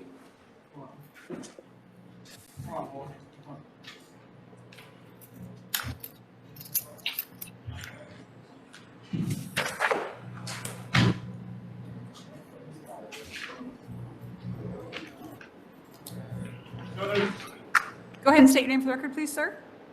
My name is George Moore, George Adarian Moore. Okay, thank you. And who's here on behalf of the state? Jesse Schuster on behalf of the state. All right, we're here today for possession of cannabis. What says counsel for Mr. Moore? Christina Smith for Mr. Moore. Is he eligible for direct PTR in this matter? No. And then we would ask for a reduction in the monetary bonds. What says the state? The state would not object to a lower bond. Court's going to find probable cause, set bond at $500. Thank you, Your Honor. Yes, sir. All right, next up is Mark Muniz. Go ahead and state your name for the record, please. Mark Muniz. Who's here for the state? All right, we're here today for possession of fentanyl and possession of paraphernalia. What says counsel for Mr. Muniz? Christina Smith for Mr. Muniz. Is he eligible for direct PTR on those? No. And we'd ask for a lower monetary bond then. What says the state? We would not object to a lower monetary bond.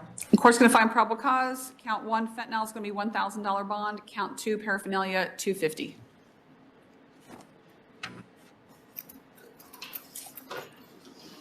Next up is Ruben Roland Ruiz. Go ahead, your name for the record, please. Ruben Antonio Rolón Ruiz. Thank you. Who's here for the state? All right, we're here today for possession of fentanyl, possession of cocaine, and possession of meth. What says counsel for Mr. Roland Ruiz?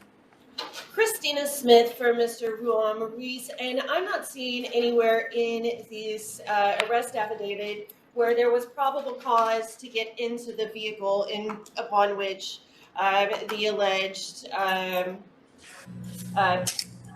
drugs were found. Just sort of going through from top to bottom of the arrest affidavit. The officer saw a blue Kia Soul there at the gas station, ran its plate, saw who it was registered to. He contacts with Mr. Roland Ruiz consensually behind the gas station, which is not a crime. He then gave permission, he gave his license, he gave permission to a search of his person, which didn't return anything. The officer stated that while during the search, he could smell the odor of cannabis from him, but that didn't come from his person, and he had wallet and keys on him. The officer then stated that because he didn't have a medical marijuana card and he was in a high crime area, that the officer detained him and then decided to search his vehicle, even because he said that he didn't see him because Mr. Roland Ruiz said that he walked up there, though the officer didn't state anywhere in here that he saw Mr.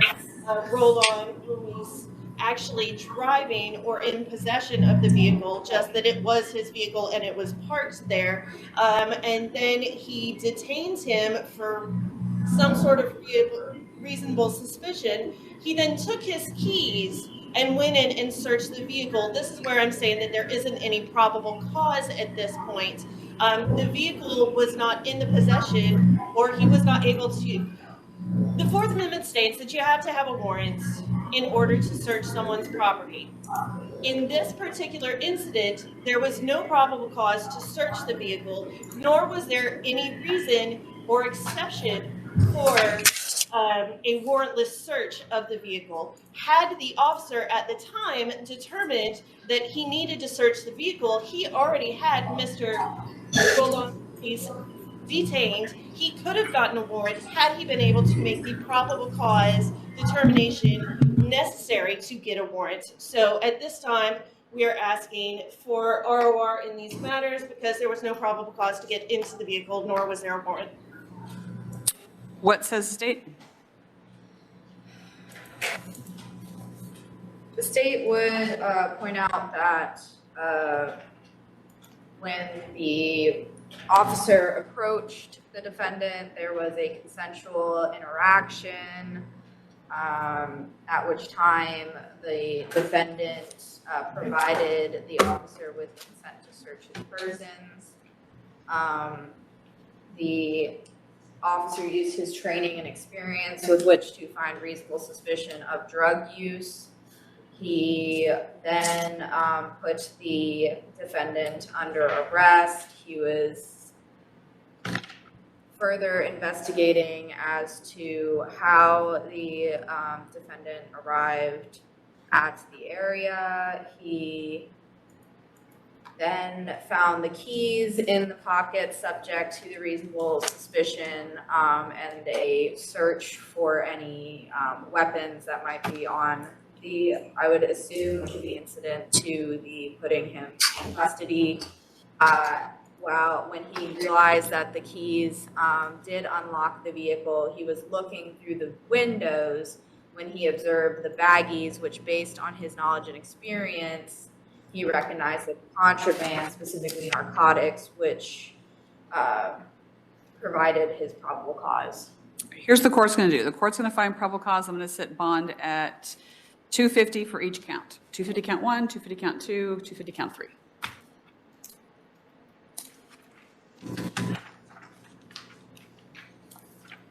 Next up is William Siders. William Siders. Go ahead and state your name for the record. William Siders. William Warren Siders, Your Honor. Thank you. Who's here on behalf of the state? Justice Schuster on behalf of the state. All right, we're here for aggravated assault with a firearm, assault with a firearm, unlawful discharge of a firearm, possession of by convicted felon, possession by convicted felon, possession by convicted felon, possession by convicted felon, possession by convicted felon. So 8 counts total. Then I see 2 cases. Let me see.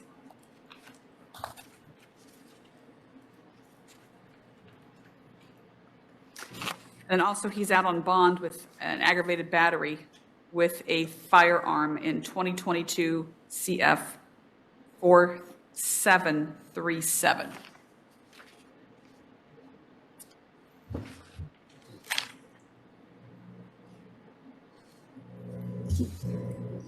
What says counsel for Mr. Siders? Tina Smith for Mr. Siders. We would ask that reasonable bond be set in these matters. And from what I can tell of both of these arrest affidavits, it looks like they might be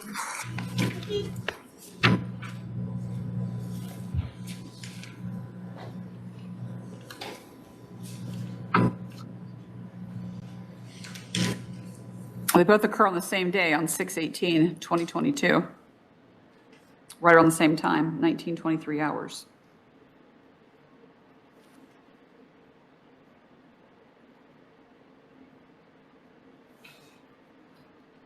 What says counsel for state?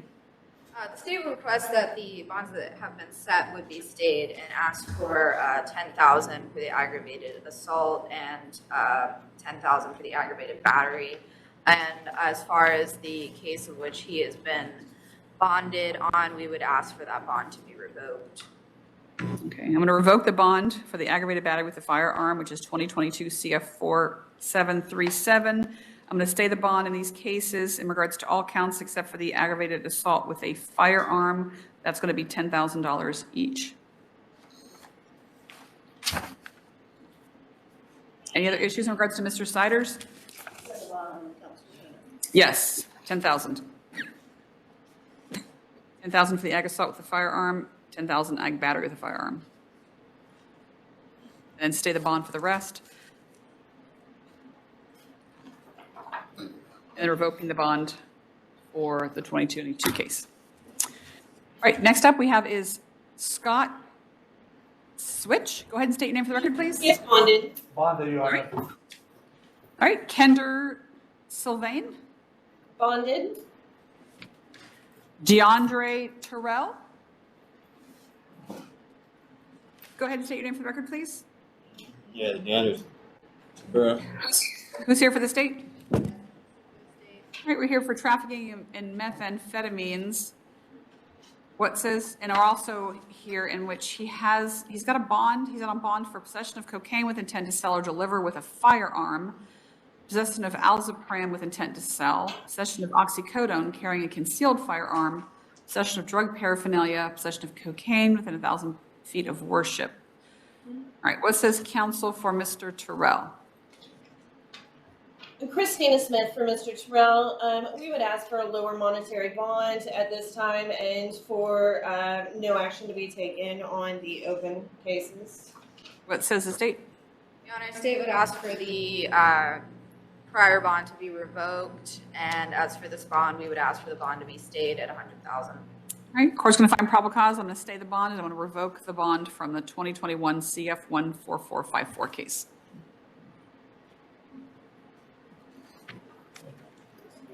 Next up we have is Wilhelm Tiong. Go ahead and state your name for the record, please. Hi, my name is Wilhelm Chong. Thank you. Who's here on behalf of the state? On behalf of the state. All right, we're here for a driving while license suspended, habitual offender. What says counsel for Mr. Tiong? Christina Smith for Mr. Cheong. We would ask for a lower monetary bond in this matter. What says the state?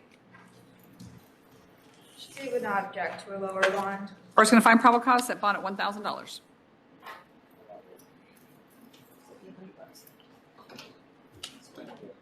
Next up is Darian Wells.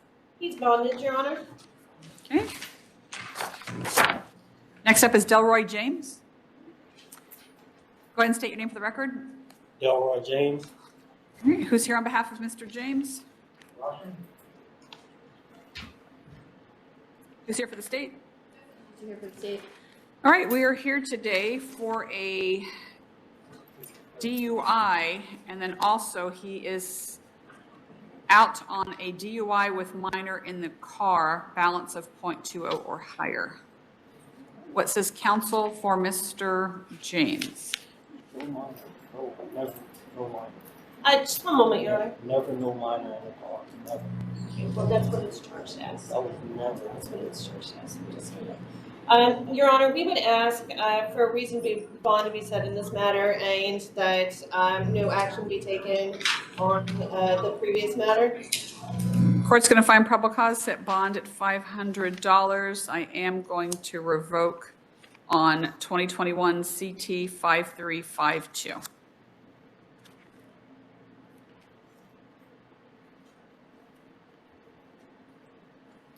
right, we're here on Anthony Rushing.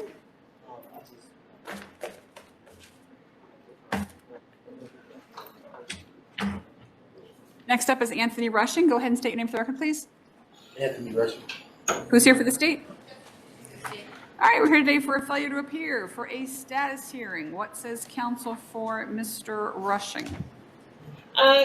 Christina Smith for Mr. Rushing.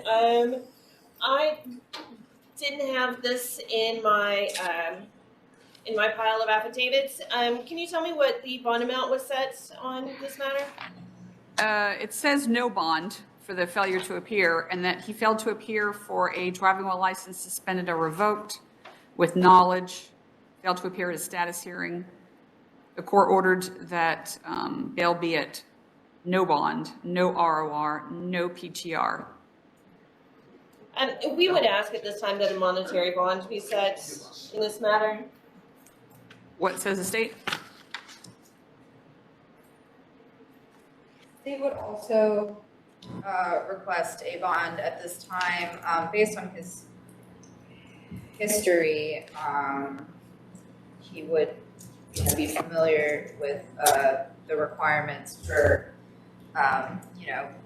being in court. We would request at least $1,000. All right, court's going to find probable cause, set bond at $1,000.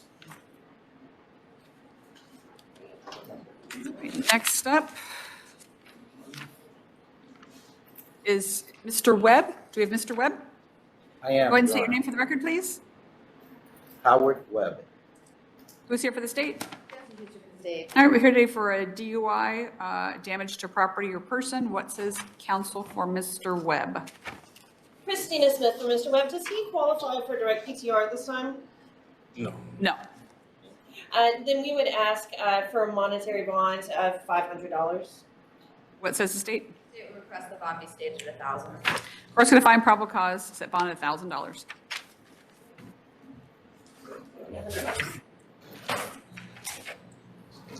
Next up is Miss Willis.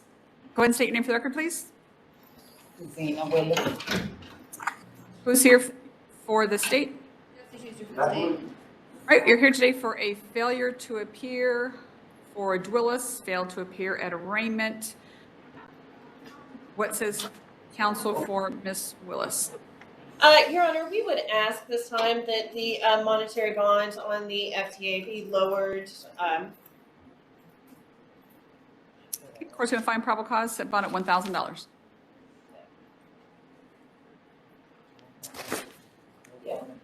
Next up is Miss Armstead. Medical, Your Honor. Okay, we'll recall that tomorrow. Next up is Blockwood, Robert Blockwood. Go ahead and state your name for the record, please. Robert Blackwood. Okay, we're here today on a possession of paraphernalia and resisting without violence. Who's here for the state? All right, also he is out on for a possession of cocaine. He had pretrial diversion for 2011? 2011 CF 9034. Oh, 2021, sorry. 2021 CF 9034. All right, we're here today for possession of paraphernalia, once again, resisting without violence. What says counsel for Mr. Blockwood? Yes, Your Honor. In case number 22 MM4104, to the count of trespassing, Mr. Blackwood wishes to enter a plea of a withhold of adjudication, credit time served, cost of prosecution, and court costs. He's here for the withhold, and he's also here possession of drug paraphernalia and resisting without violence. Yes, Your Honor. And as to case number 22 MM4105, possession of paraphernalia and resisting without violence, he wishes to enter a plea in count 1 of a withhold, credit time served, cost of prosecution, and court costs. And as to count 2, the paraphernalia, adjudication of guilt, credit time served, cost of prosecution, and court costs. And he's also out on the possession of cocaine. What says the state?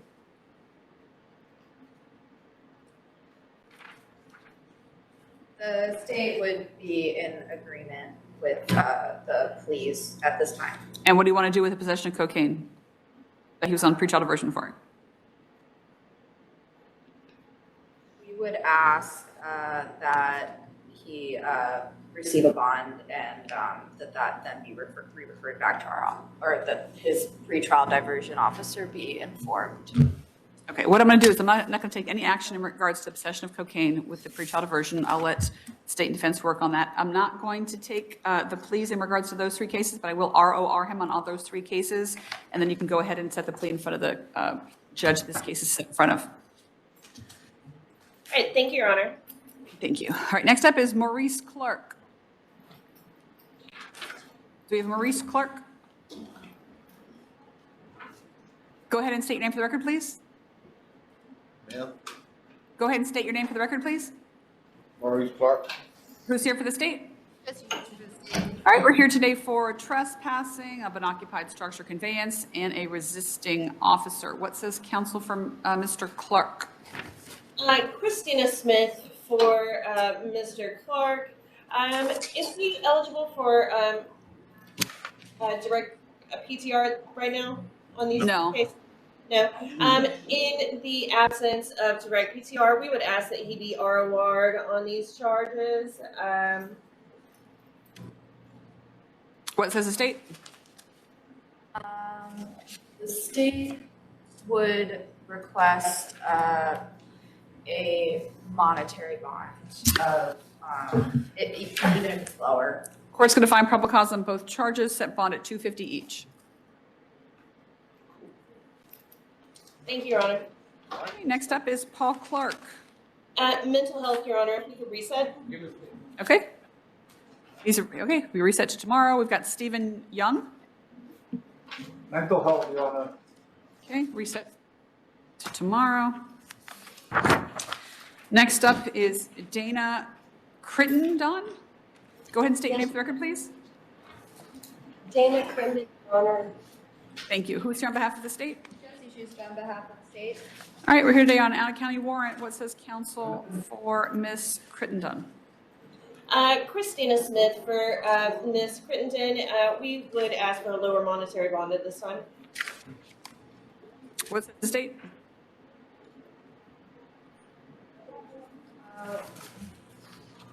The state does not appear to have what the bond is. 500? The state would ask the bond be stayed. I'm going to say the bond. I'm going to find probable cause and say the bond. Next up is Robert Landon. Go ahead and state your name for the record, please. Robert Landon. Who's here for the state? All right, we're here today for an out-of-county warrant. What says counsel for Mr. Landon? Christina Smith for Mr. Landon. We would ask for a lower monetary bond at this time. What says the state?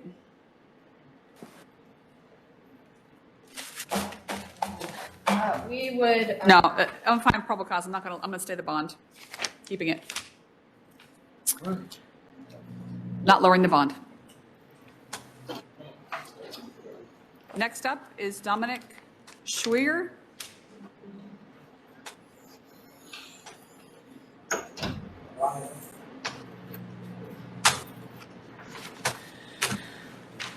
Go ahead and state your name for the record, please.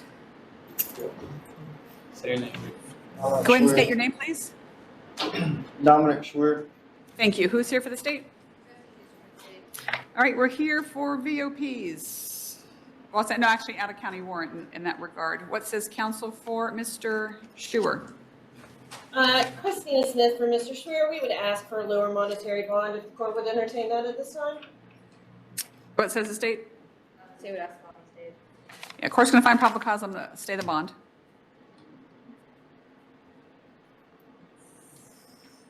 Next up is Moises Serrano Torres. Go ahead and state your name for the record, please.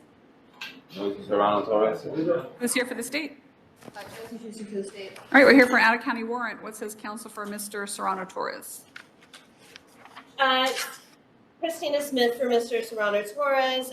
We would ask for a monetary bond to be set in this matter at this time. What says the state? Your Honor, the state would ask that the bond be stayed. Well, there is no bond. All right, court's going to find probable cause and set bond at $1,000. And no contact with the victim. This was from a domestic violence charge, so just making sure there's no contact with the victim. All right, next up is Yancy Acevedo. Go ahead and state your name for the record, please. Good morning, ma'am. My name is Yancy Acevedo. Thank you. Who's here on behalf of the state? All right, we're here today on an out-of-county warrant. What says counsel for Mr. Acevedo?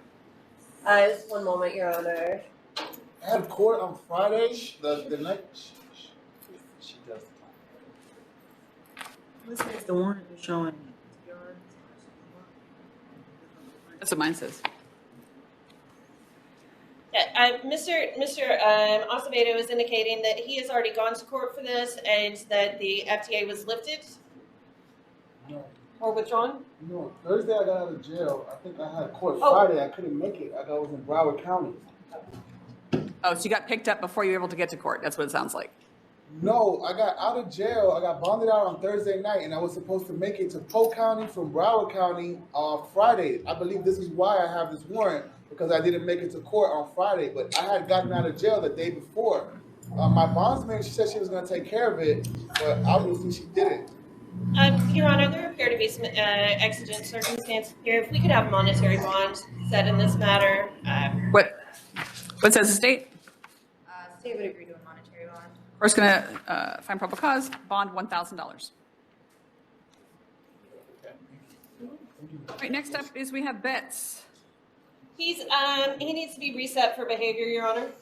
Okay, reset. Next up is Sean Davis. Go ahead and state your name for the record, please. Sean Michael Davis? Okay, and who's here on behalf of the state? Future on behalf of the state. All right, this was a recall. We're here for a charge of burglary with a dwelling or assault or battery therein. This is the case where we had more information from the state. Is that correct, state? All right, go ahead and state your name for the record, state. Justin Schuster for the state. All right, what says counsel for Mr. Davis? Christina Smith for Mr. Davis. Upon looking at the new information provided by the state this morning, I'm still not seeing that there was the entry of a dwelling to commit an offense therein. I do see the trespassing and I do see the battery, but not, I don't think that the probable cause standard for burglary has still been met at this time. We would ask that, ROR to the Bergbat at this point, or for reasonable bonds to be set regarding simple battery and trespass. What says the state? The state would say that it seems in the arrest report that the defendant knew he was not to enter the business, so he was entering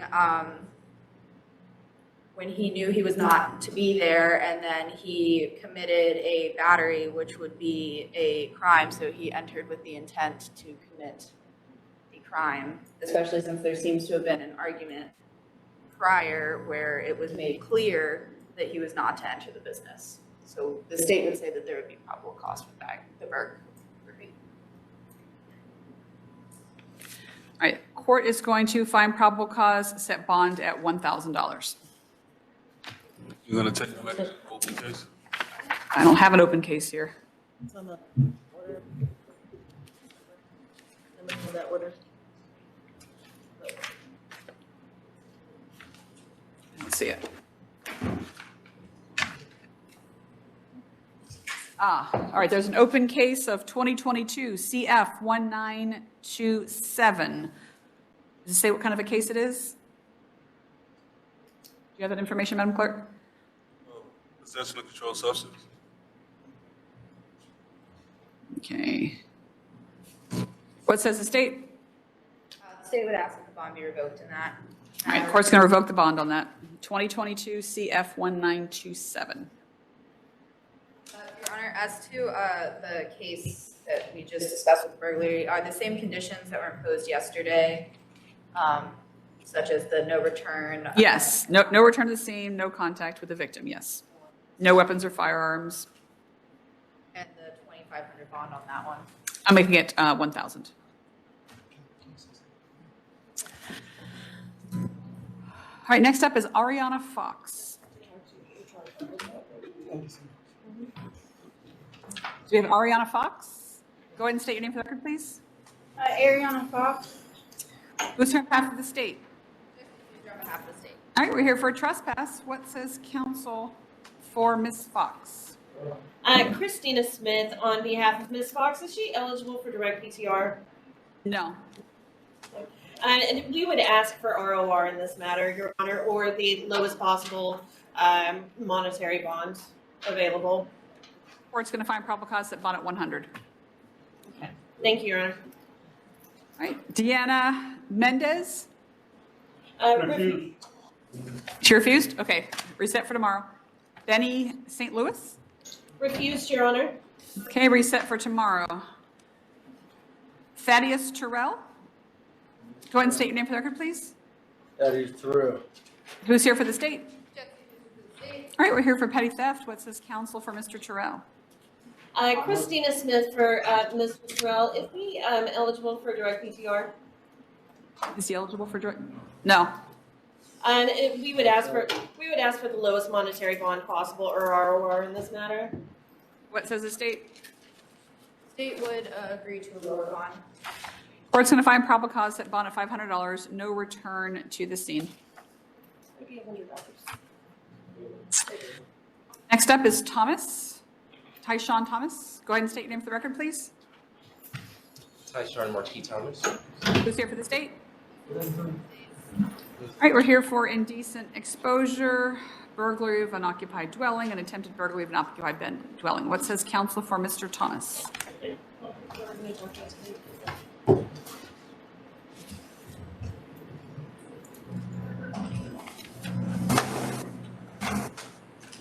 I'm Christina Smith for Mr. Thomas. At this time, we would be asking for a reduced monetary bond to the burglary charge. What says the state? The state would ask for the bond to be stayed. I agree. Probable cause, bond's going to be stayed. Next up is, oh, he's on bond for something?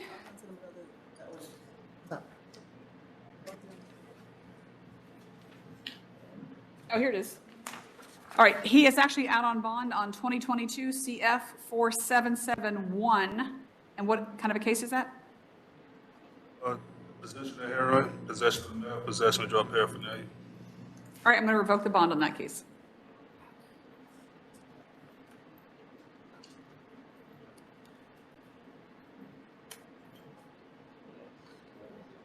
All right, next up is Jaleel Williamson. Go ahead and state your name for the record, please. My name is Jaleel Williamson. Thank you. Who's here for the state? Who's here for the state? All right, we're here today for possession of heroin with intent to sell or deliver, possession of cocaine with intent to sell or deliver, possession of cannabis with intent to distribute, possession of fentanyl, possession of methamphetamines, and possession of drug paraphernalia. What says counsel for Mr. Williamson? Your Honor, at this time, we would ask Christina Smith for Mr. Williamson. We would ask for the lowest possible monetary bonds in these matters. Court's going to find probable cause, stay the bond. Thank you, Your Honor. Okay. Next up is Matthew Chilcutt.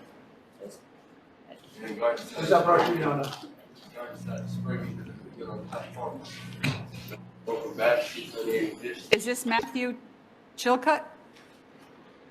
No. Go ahead and state your name, please. Matthew Chilcutt. Who's here for the state? Jesse Schuster for the state. All right, we're here today on open container and out-of-county warrants. What says counsel for Mr. Chilcutt? Your Honor, regarding the open container charges, we would ask at this time that Mr. Chilcutt be ROR'd, and as to the out-of-county warrants, we would ask that a monetary bond be given. All right, court's going to find probable cause. I will ROR for the open container, and for the out-of-county warrants, it'll be $1,000 each. Thank you, Your Honor.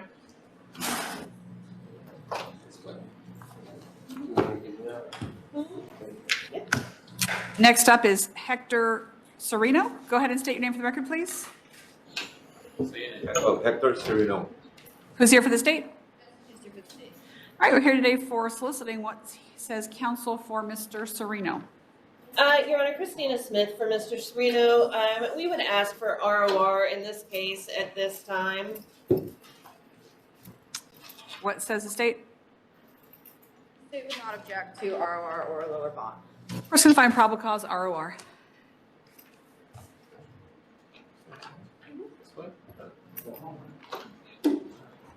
We're here today for Altoria Collins. Please state your name for the record. Altoria Collins. Who's here for the state? Jesse Schuster for the state. All right, we're here today for solicitors. What says counsel for Mr. Collins? Christina Smith for Mr. Collins. We would ask for ROR in this matter. Court's going to find probable cause, ROR.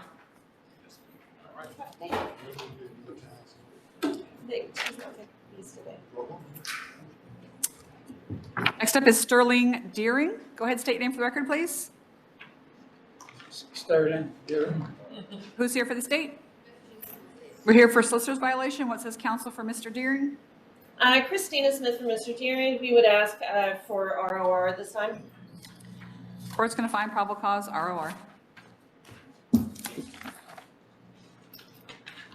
Who's here for Mr.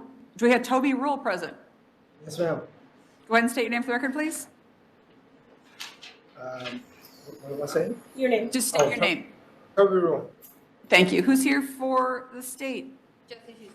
All right, we're here today for disorderly. What says counsel for Mr. Rule? Christina Smith for Mr. Rule. We would ask for ROR at this time. All right, court's going to find probable cause, ROR. I believe that's the last case that we have on the docket for today. Is that everyone else's belief as well? That is it, Your Honor. Have a great weekend. Okay, great. Have a great weekend. You too. Thank you.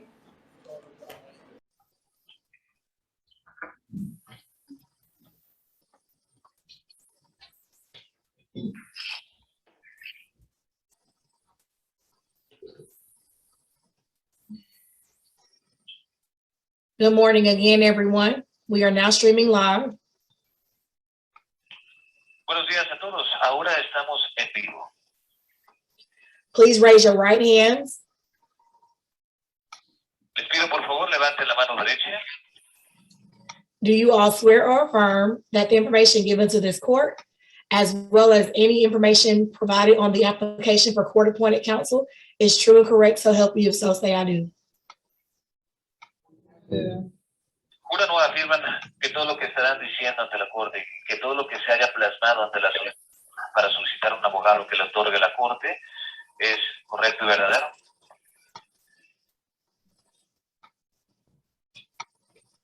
I can't hear Ms. Lopez. Señora López.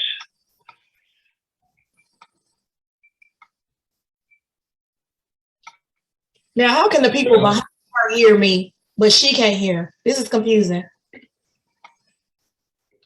confuso cómo las personas que están detrás de ella nos pueden escuchar, pero ella no. Ms. Lopez, can you hear the court? Señora López, ¿se puede escuchar a la corte? Yeah. Okay. Yes. Please put your hand down. Puede bajar su mano. This is you all's first appearance before the Magistrate Court of Clayton County. Ok, toda esta es su comparecencia inicial ante la Corte Magisterial del Condado de Clayton. We are not here to try your case or to take a plea. No estamos aquí para decidir sobre su caso o para tomar una declaración. We are here for me to inform you of your rights and your charges. Estamos aquí para informarles cuáles son sus derechos y sus cargos. I will make sure that you all, if eligible, receive a bail for your charges. Me estaría asegurando de que todos, si fuesen elegibles, reciban una fianza acorde a sus cargos. I will schedule a court date for some of you. Estaré agendando una fecha de corte para algunos de ustedes. And I will determine whether you require the assistance of an attorney. Y estaré determinando si requieren de la asistencia de un abogado. During this and all other proceedings, you have the following rights. Durante este y todos los demás procedimientos cuentan con los siguientes derechos. You have the right to the presumption of innocence until the state proves your guilt beyond a reasonable doubt.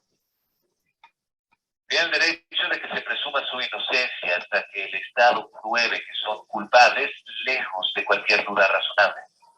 You have the right to the indictment by grand jury for most felonies or by accusation for misdemeanors.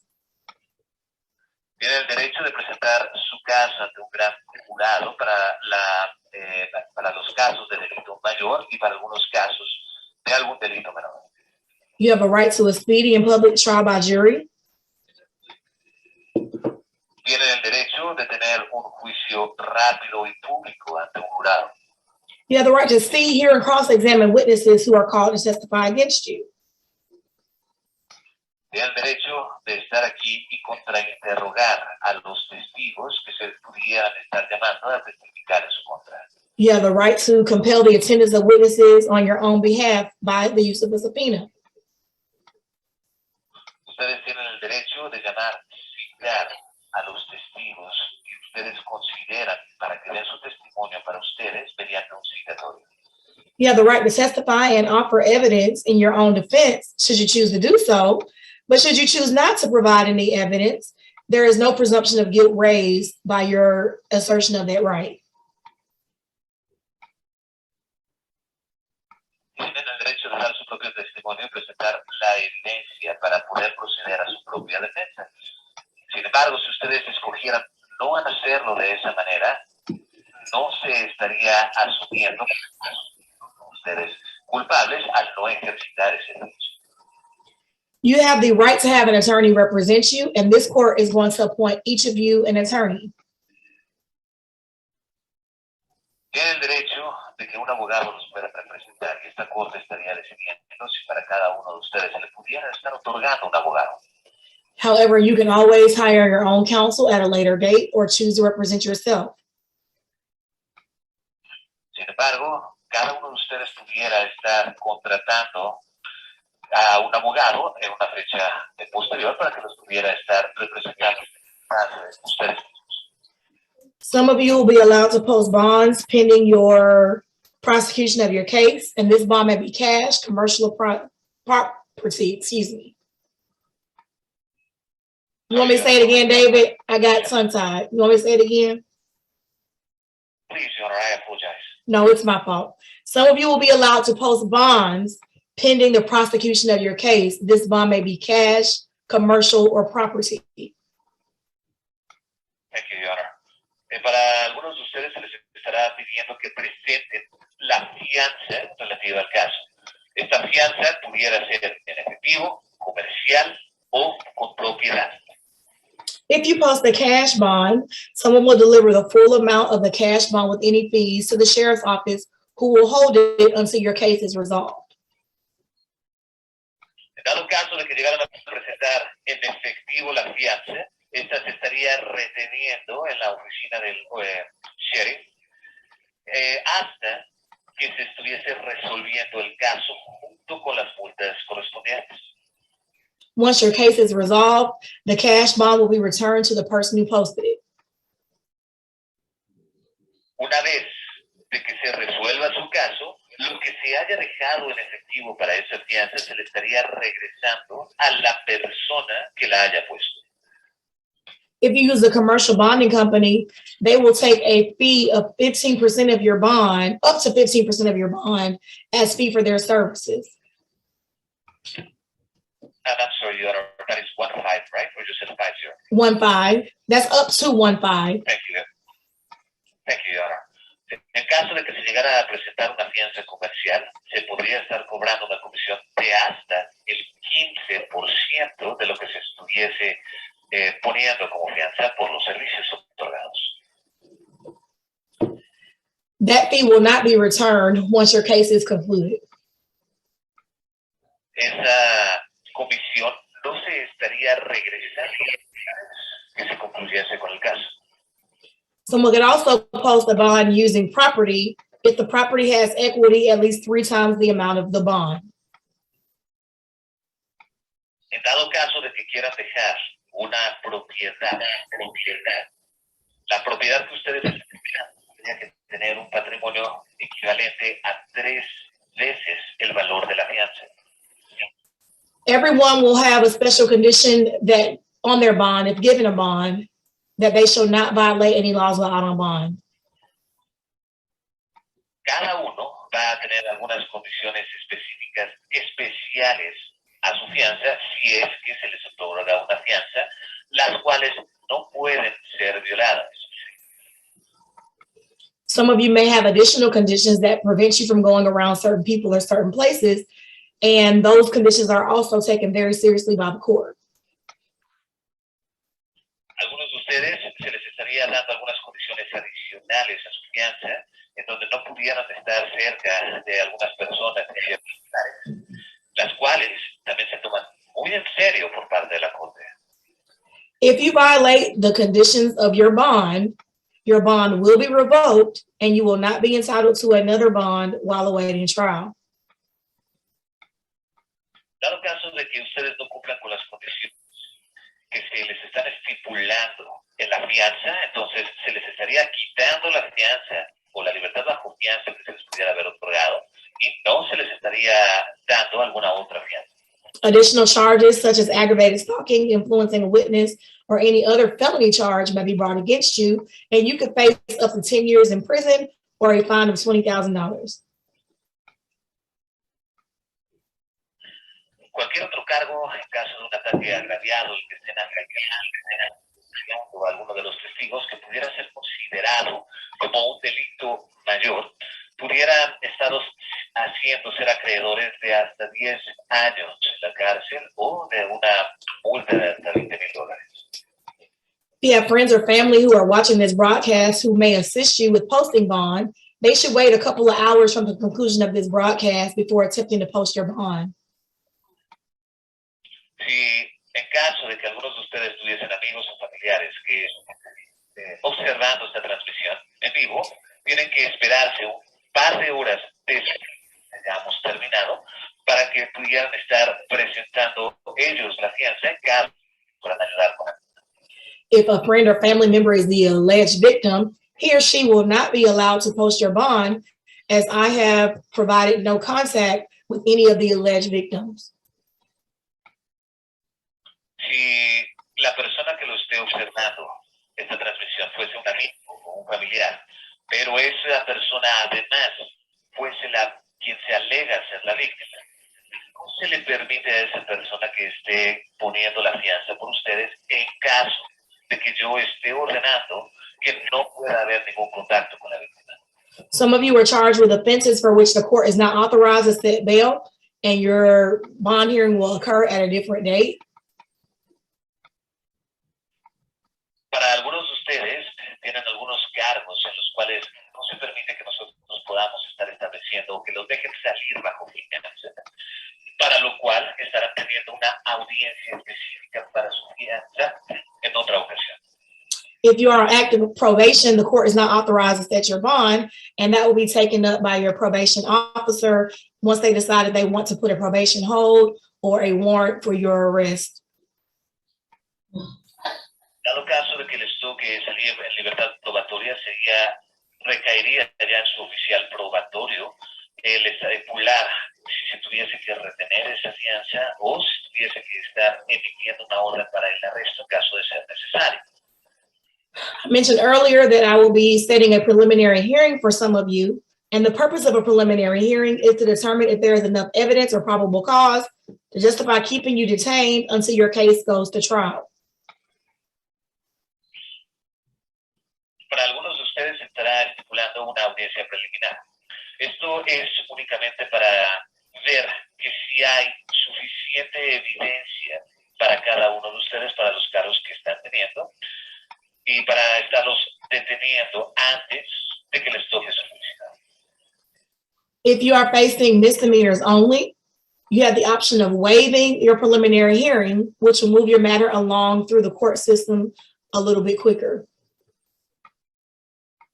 En dado caso de que ustedes se estén enfrentando a un cargo por delito menor, ustedes tienen el derecho de renunciar a esta audiencia preliminar, lo cual va a ayudar a que se acelere un poco el procedimiento de las audiencias que ustedes tuviesen que tener ante la Corte. Waiving your preliminary hearing does not affect your right to post bond, a right to a trial, or a right to an attorney. It merely moves your matter from the magistrate court up to the state court sooner. El hecho de que ustedes renuncien a la audiencia preliminar no les quita el derecho que tienen a tener una fianza, a tener un juicio, a tener una muerte. Simplemente es mover el caso de la Corte Magisterial a la Corte del Estado más rápido. If you post bond, your preliminary hearing is automatically waived. Si ustedes ponen una fianza, en automático se estaría desechando la audiencia preliminar. We will take the female inmates first, beginning with Ms. Lopez, and then we will go in order, alphabetical order, and then we'll just take the gentleman and try to get out of here as quickly as possible. Vamos a empezar primero con las damas. Vamos a empezar con la señora López y de ahí vamos a continuar en orden alfabético. Una vez que hayamos terminado, estaremos continuando con los caballeros. Ms. Lopez, you are charged with aggravated assault, battery, criminal trespass, and 3 counts of cruelty to children in the 3rd degree. What was the last part, Your Honor? Yes, last part. 3 counts of cruelty to children in the 3rd degree. Entonces, usted se está enfrentando al cargo de ataque agraviado, batería, estar traspasando y además de 3 cargos de estar afectando a los niños en 3er grado. Do you understand your charges? Señora, ¿entiende cuáles son los cargos que hay en su contra?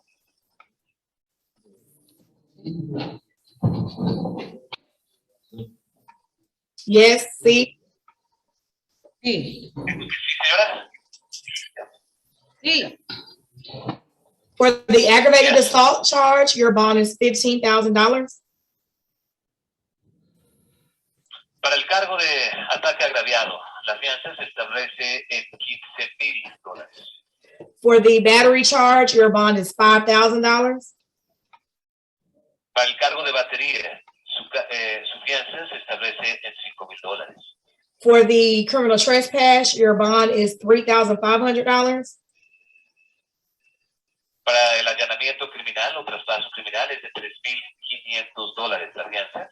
And for each count of cruelty to children, your bond is $3,500 each. Y para cada uno de los cargos de estar afectando a los niños es de $3,500 por cada uno de ellos. Your total bond is $34,000. Esto hace que su fianza total ascienda a $34,000. Condition of your bond is that you must stay away from Rizal Gomez, Además de eso, como otra condición para su fianza es que usted permanezca alejada de Harry Soul Gómez, Kendra Alcala, Kendra Acala, Scarlett Rios, Carly Ríos, Ethan Gomez.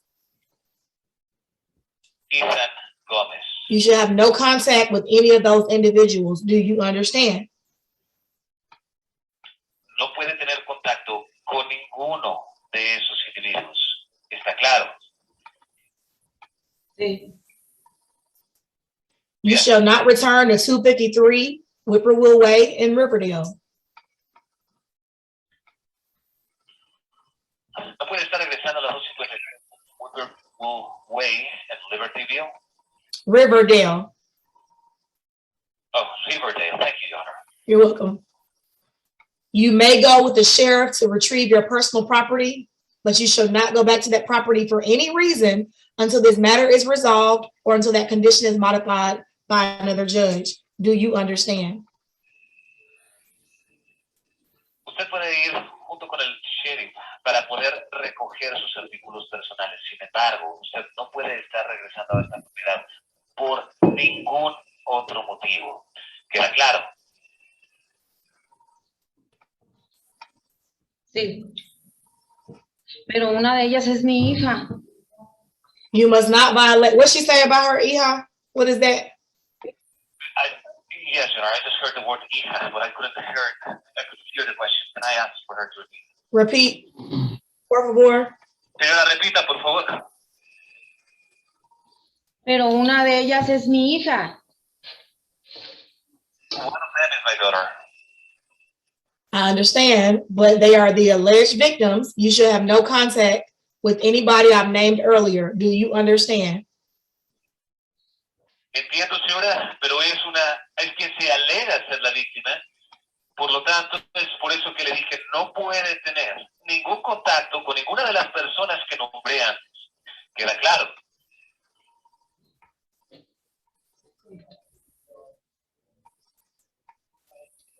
See or no? Sí. Claro, señora, ¿sí o no? She said see. Sí. You must not violate any laws while out on bond. No puede estar violando la ley mientras usted esté bajo fianza. Are you able to make bond? ¿Va a poder poner su fianza?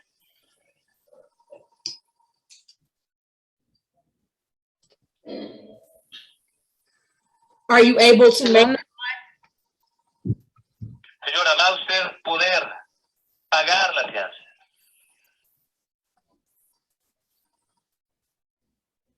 Sí. Yes. Your next court date is July 6th at 8 a.m. in room 201. La siguiente corte le toca el 6 de julio a las 8 de la mañana en el cuarto 201. Have a good day. Que tenga buen día. Gracias. Thank you, David. That's all I need. Have a good day, okay? It is my pleasure, Your Honor. Thank you and have a nice day as well. Bye-bye. Thank you. Bye. Cheyenne, S. Eileen. Hold on one second. My computer is still really loud.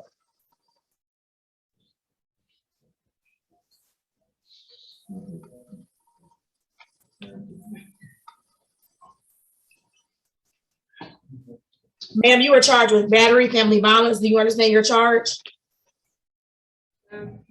Your bond is $3,500. You are to stay away from Fabian King, and you must not violate any laws out on bond. Are you able to make bond? Yes, ma'am. This is a misdemeanor offense. You have the option of waiving your preliminary hearing. Do you wish to waive your preliminary hearing? Yes, ma'am. Thank you. Please sign your waiver. Leave it with the deputy. Your next court date will come in the mail. Have a good day, Miss. How do you say your name? Cheyenne and Celine. Celine, you had a question? I wanted to know if I would be able to go to collect my things if I go with the sheriff at the house. I'm not doing that. I didn't do a stay away for you. So you can go back to the house. I did a stay away for Mr. King. Y'all live there together? That's not So you're gonna go back. He's gonna go back with the sheriff's escort, but you can have no contact with him. okay. You understand? Thank you, ma'am. Yes, ma'am. You're welcome. Brianna. I'm sorry. I can go back with the sheriff without the sheriff escort. He can go. He has to go with the sheriff escort. Yes. Thank you so much. You're welcome. Brianna Headstep. Hey, Your Honor. Good morning. You are charged with theft by shoplifting and contributing to the delinquency of a minor. Do you understand your charges? Yes, Your Honor. On the shoplifting, your bond is $2,000. On the contributing to the delinquency of a minor, your bond is $7,000 for a total of $9,000. A condition of your bond is that you shall not return to Walmart on Anvil Block Road and you shall not violate any laws out on bond. Do you understand? Yes, Your Honor. Are you able to make bond? Yes, Your Honor. These are misdemeanor offenses. You have the option of waiving your preliminary hearing. Do you wish to waive your preliminary hearing?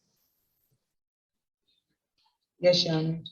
Thank you. Please sign your waiver. Leave it with the deputy. Your next court date will come in the mail. Have a good day. Tiffany Henry should be next. Ms. Henry, you are charged with criminal damage to property in the second degree and theft by taking. Do you understand your charges? Yes, ma'am. On the criminal damage to property in the second degree, your bond is $8,000. That is a felony charge. On the theft by taking, the bond is $2,000.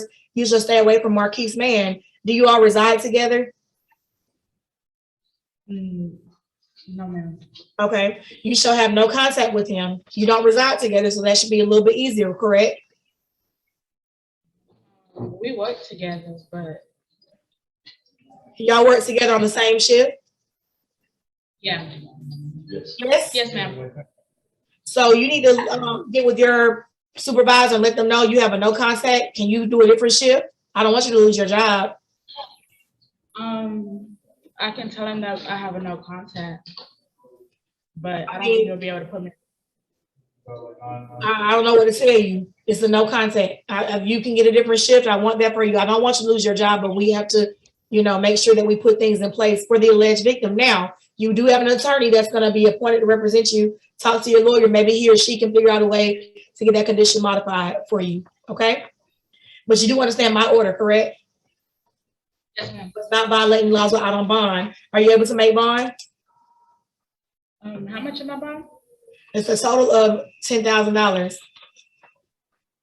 I believe so, ma'am. This is a felony offense. Your next court date will be July 6th at 8 a.m. in room 201. Have a good day. Oh, hold on 1 second. It's some paperwork I'm supposed to be completing. Give me 1 second.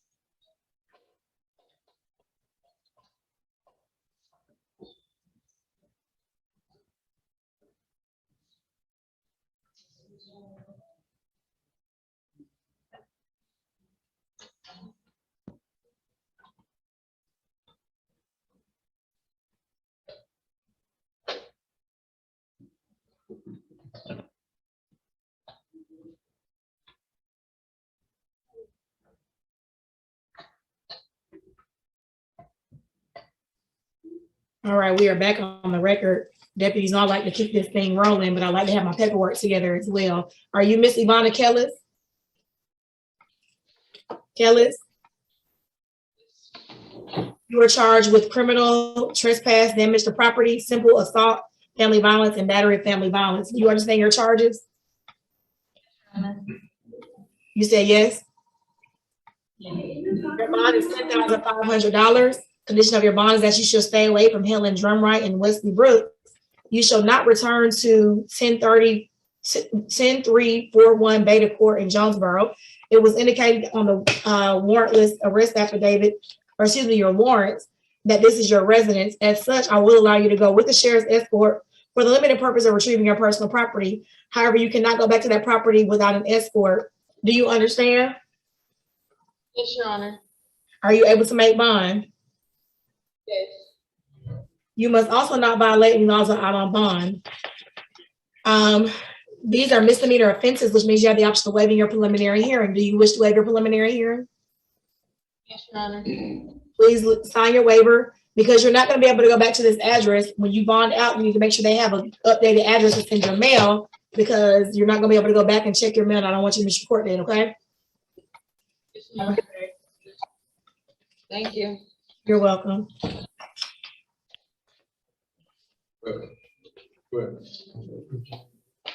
Is this Jada Smith? Give me 1 moment.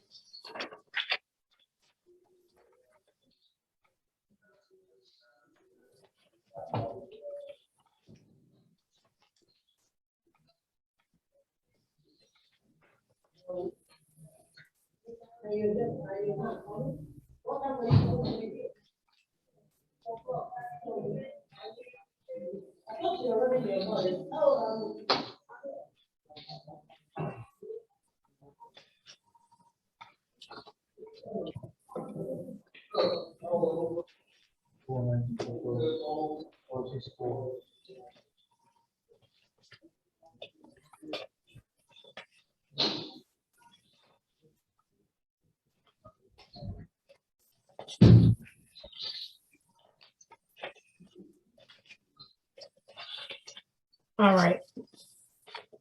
Ms. Smith, you are charged with battery. I had a question for you. No. You're charged with battery, family violence. Your bond is, do you understand your charges? I asked the officer, he said it was only battery. I don't understand the family violence part. It is alleged that you intentionally made physical contact with a person of Kobe Hoggins, which resulted in visible physical injury. Offender and victim got into an argument that you did bite the victim, which broke the skin on the thigh of the victim, that both you and the victim live in the same home together. Your bond is $3,500. You are to stay away from Kobe Hawkins, and you shall not return to 5530 S8 in Old Dixie.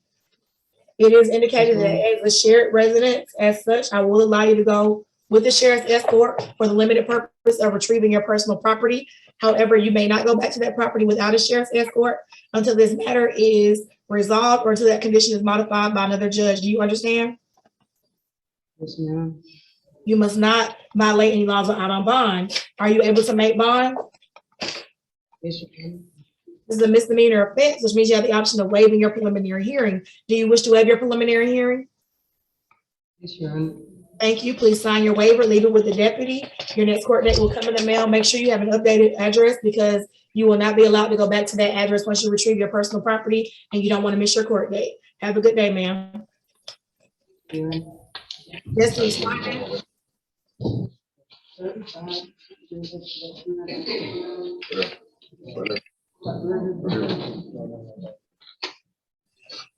You are charged with simple assault, family violence, criminal trespass, damage to property, and disorderly conduct. Do you understand your charges? Yes. Your bond on the simple assault is $3,500. On the criminal trespass, it is $3,500, and on the disorderly conduct, it is $1,500 for a total of $8,500. You must stay away from Douglas Fuller. And is y'all's residence 1677 Camden Forest Way or 1669 Camden Forest Way? 1677. You shall not return to 1677 Camden Forest Way in Riverdale.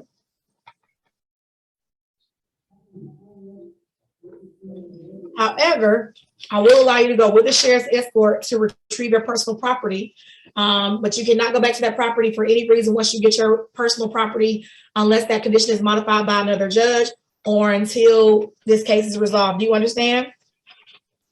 Yes. You shall not violate any laws or out on bond. Are you able to make bond? Yes. How much is my bond again? The total is $8,500. Okay, thank you. Yes. You're welcome. These are misdemeanor offenses, which means you have the option of waiving your preliminary hearing. Do you wish to waive your preliminary hearing? Thank you, ma'am. Please sign your waiver. Leave it with the deputy. Have a good day. Like I said, everybody else, I'm sure you heard it because you cannot go back there. Make sure you update your address so that you don't miss your court date, okay? Right. What's your name, ma'am? Linda Walker.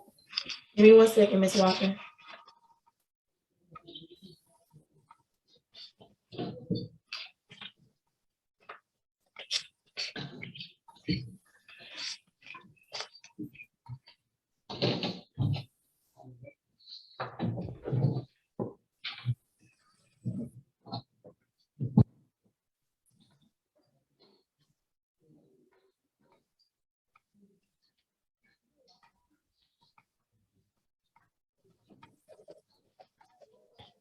Ms. Walker, you're charged with criminal trespass, theft by shoplifting, and terroristic threats. I've dismissed the terroristic threats charge that was brought against you, but the other two charges do still remain. I'll be candid, the only reason I dismissed it is because the officer did not do a good job of detailing what was alleged, but it was alleged that you did say that you wanted to beat somebody's $8 dollar. But I'm going to dismiss it because the victim's name was not entered on the warrantless arrest affidavit. Do you understand your other two charges though? Yes. Your bond on the criminal trespass is $3,500 and your bond on the theft by shoplifting is $2,000 for a total of $5,500.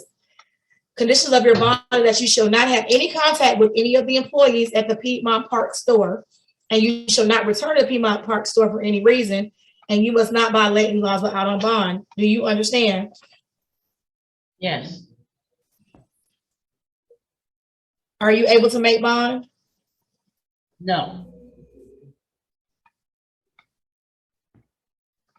Ms. Walker, these are misdemeanor offenses, which means you still have the option of waiving your preliminary hearing. If you're unable to make bond, what they will do is bring you over for your arraignment date, or you can have your preliminary hearing. Do you wish to waive, or would you like to have it?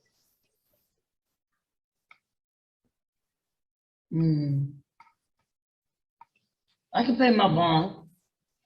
Do you wish to waive your preliminary hearing, ma'am? That was my question. Yes.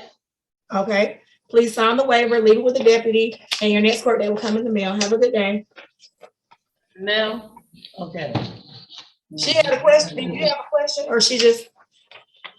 No, man, she just rambling. Okay. Do we have, are we now on the gentleman? Yes, ma'am. Which one's next, ma'am? I have Fabian King. Is that what you have? Yes, ma'am.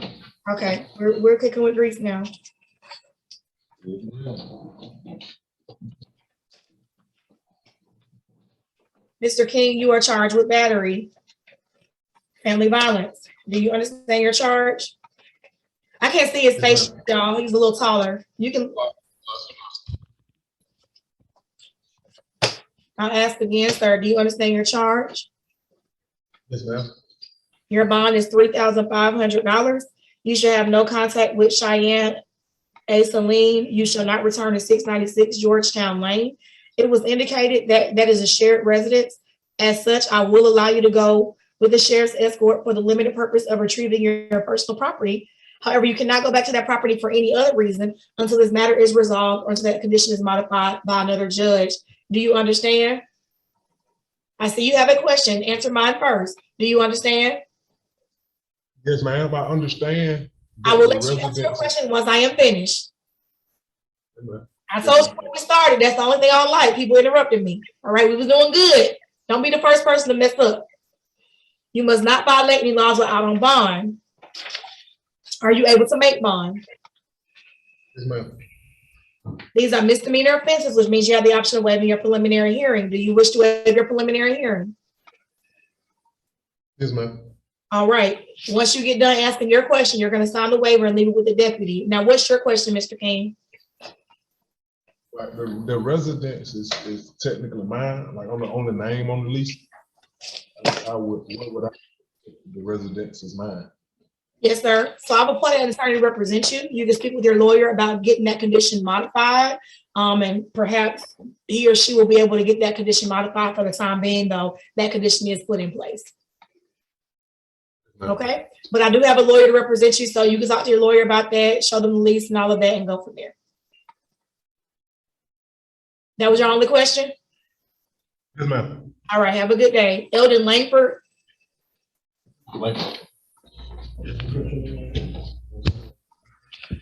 Mr. Langford, you were charged with aggravated assault with a deadly weapon and simple battery. Do you understand your charges? What was that? I do. Yes, Your Honor. You do not have a bond on the aggravated assault. You do have a bond on the simple battery. Should you get a bond at a later date, a condition of that bond will be to stay away from David Wilson. However, as I stated, at this time, you do not have a bond. Your next court date will be July 6th at 8:30 a.m. in room 201. Have a good day. Canody McDaniel. Kanati, my apologies. Mr. McDaniel. You are charged with obstruction of an officer. Do you understand your charge? Yes, ma'am. If this is a misdemeanor count of obstruction of an officer, your bond is $3,500 and you shall not violate any laws of out on bond. Are you able to make bond? Yes, That was a yes, I couldn't hear you. oh, yes, Your Honor. This is a misdemeanor offense, which means you have the option of waiving your preliminary hearing. Do you wish to waive your preliminary hearing? Yes. Please sign your waiver. Can you Sign explain your the waiver. preliminary? Sign your waiver. What would you say? Can you explain the preliminary hearing again? No, you What can. that- You don't understand it, so I'm gonna go ahead and set it down for July 5th. And I'm not being mean, but we gotta get this rolling. So if you still don't understand, that means you're not able to make it. Sorry. I understand. I'm waiving it. So you just wanted me to explain it and then all of a sudden you understand it? No, cause I remember what they was telling me back there. I'm sorry, but I You remember. remember I'm now? sorry. I understand. Okay, so you do understand and you do want to waive. Okay, sign your waiver, leave it with the deputy, and then your next court date will come in the mail, okay? Have a good day. Jimmy Moses. Yes, Your Honor.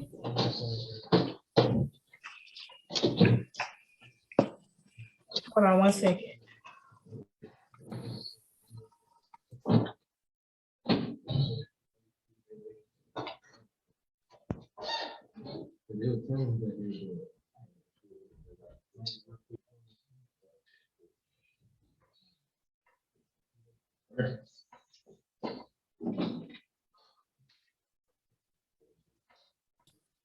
Mr. Moses, you are charged with battery, family violence. Oh, my camera's not on.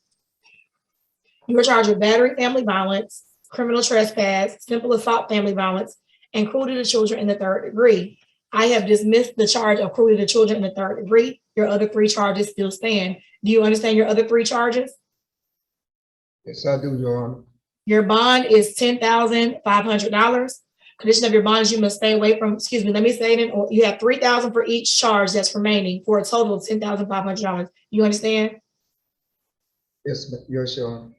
You shall stay away from Anisha Wilson. You shall not return a 225 B37 AA in Jonesboro, and you must not violate any laws or out on bond. Do you understand? Yes, Your Honor. Are you able to make bond? Yes, Your Honor. These are misdemeanor offenses, which means you have the option of waiving your preliminary hearing. Do you wish to waive your preliminary hearing? Yes, Your Honor. Please sign your waiver, leave it with the deputy. Your next court date will come in the mail. Have a good day. Thank you. Devontavious Neville, you're welcome. Yes, ma'am. Mr. Neville, you're charged with giving a false name and date of birth. Do you understand your charge? No. No, Your Honor. It is alleged that on June 18th at William Drive in Morrow that you, Devontavious Neville, knowingly gave the wrong name and date of birth to law enforcement officers.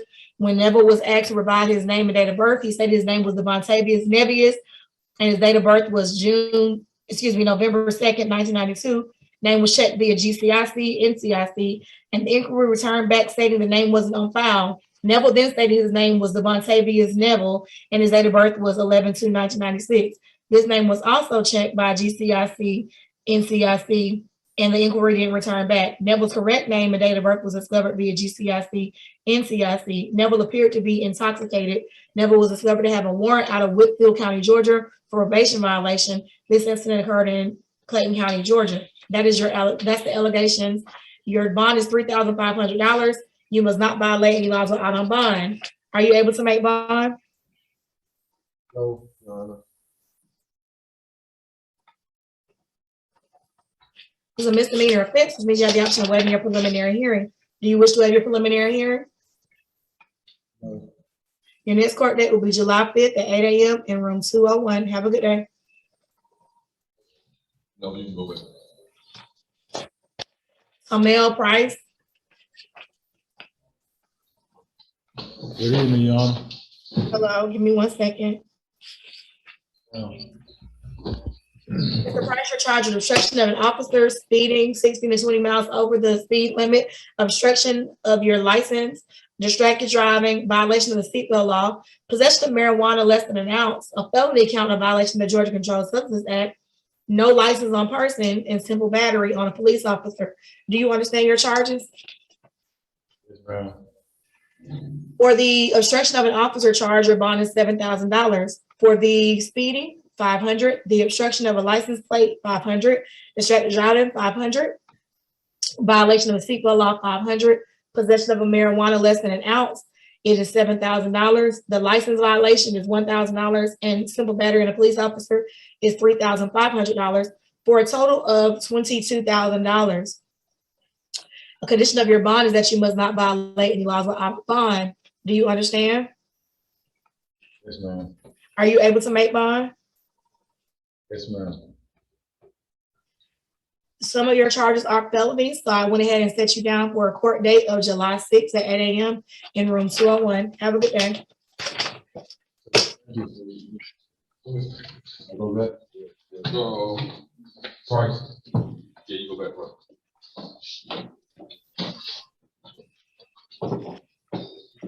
John Robinson, Ma'am. you're charged with DUI and hit and run. Do you understand your charges? Yes, ma'am. Your bond for the DUI is $5,000. Your bond for the hit and run is $1,500 for a total of $6,500. A condition of your bond is that you shall not violate any laws while out on bond. Are you able to make bond? No. These are misdemeanor offenses, which means you have the option of waiving your preliminary hearing. Do you wish to waive your preliminary hearing? Thank you. Please sign your waiver. Leave it with the deputy. Your next court date will come in the mail. Have a good day. Julia Short should be next. Short. Okay. Thank you, Judge. Are you Mr. Short? Yes, Judge. You are charged with criminal trespass and battery. Do you understand your charges? No, ma'am. It's actually battery family violence. It is alleged that you got into a verbal argument with the victim, Darius Rhodes, about their relationship. The offender and the victim are dating each other and currently live together. The offender took the victim's cell phone and refused to give it back. The offender admitted to taking the victim's phone and not giving it back to the victim after the victim repeatedly asked for it. When the victim grabbed the cell phone from the offender pushed the victim in the chest area. The offender continued to push the victim in the chest area as the victim continued to obtain his property from the offender. This action led to the offender to start physically punching the victim. The victim obtained multiple scratches, bruises to his right arm. This incident occurred in Clayton County.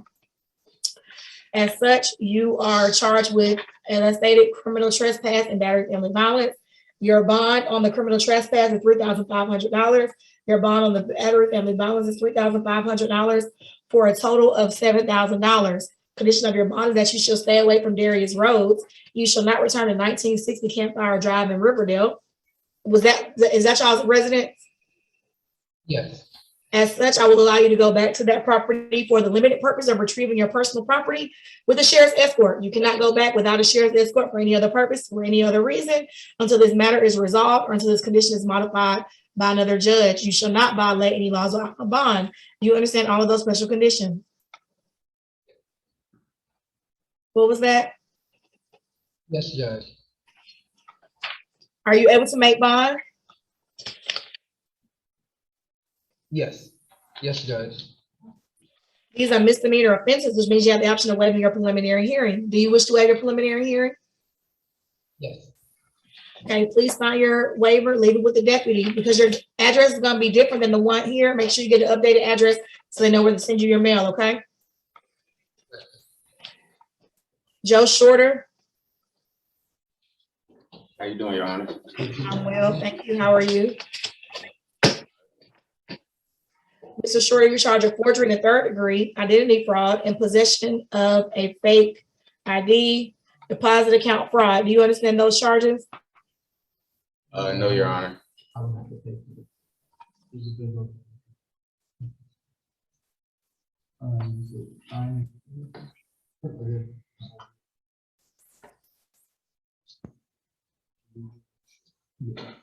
Going back to one. So it is accused that, or alleged that you did use or possess a, excuse me, I said possession of a fake ID, it's actually possession of a fake check. Do you still not understand? Yes, sir. I don't understand. It is alleged that you did, without the permission of the victim, Mr. Wiley, use or possess a fraudulent check that contained the victim's Southern Credit Union account number with intent to fraudulently use identifying information concerning the victim. That you did possess and deposit a fraudulent check containing the victim's account information into the Bank of America ATM, and that's what the charges are. So for each of those charges, your bond is $10,000 for a total of $30,000 bond. You should have no contact with the alleged victim, Mr. Wiley, and you shall not violate any laws on out on bond. Are you able to make bond? Yes, Your Honor. These are felony offenses. Your next court date will be July 6th at 8 a.m. in room 201. Have a good day.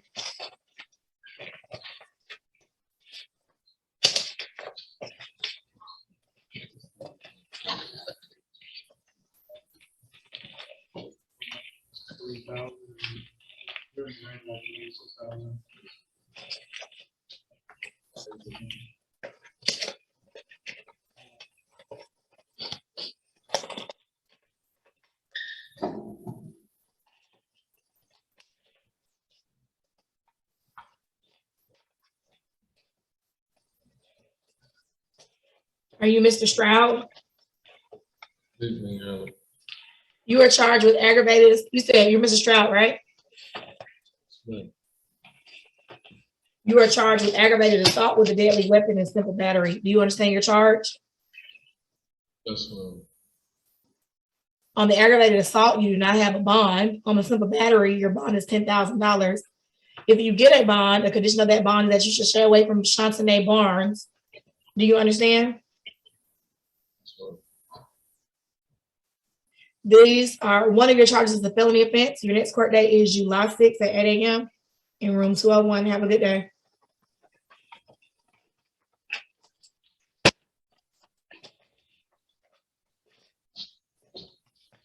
Ada Tomiti, is that your? Ada Tomiti?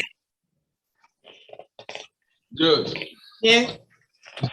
Yeah, yes, ma'am. He just informed us that he needs a French interpreter. We've been communicating with him all morning, and he just told us that when he was in line. Ada needs a French interpreter? Yes, ma'am. All right, we'll take him last. Who do I have in front of me? Come on, this is him. We'll take him last. Yeah. Thank you for Yeah, Mr. Trailer. Thank you so much.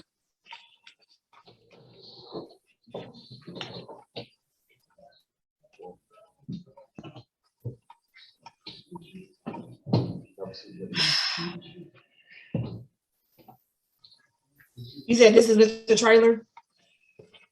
Give me 1 second.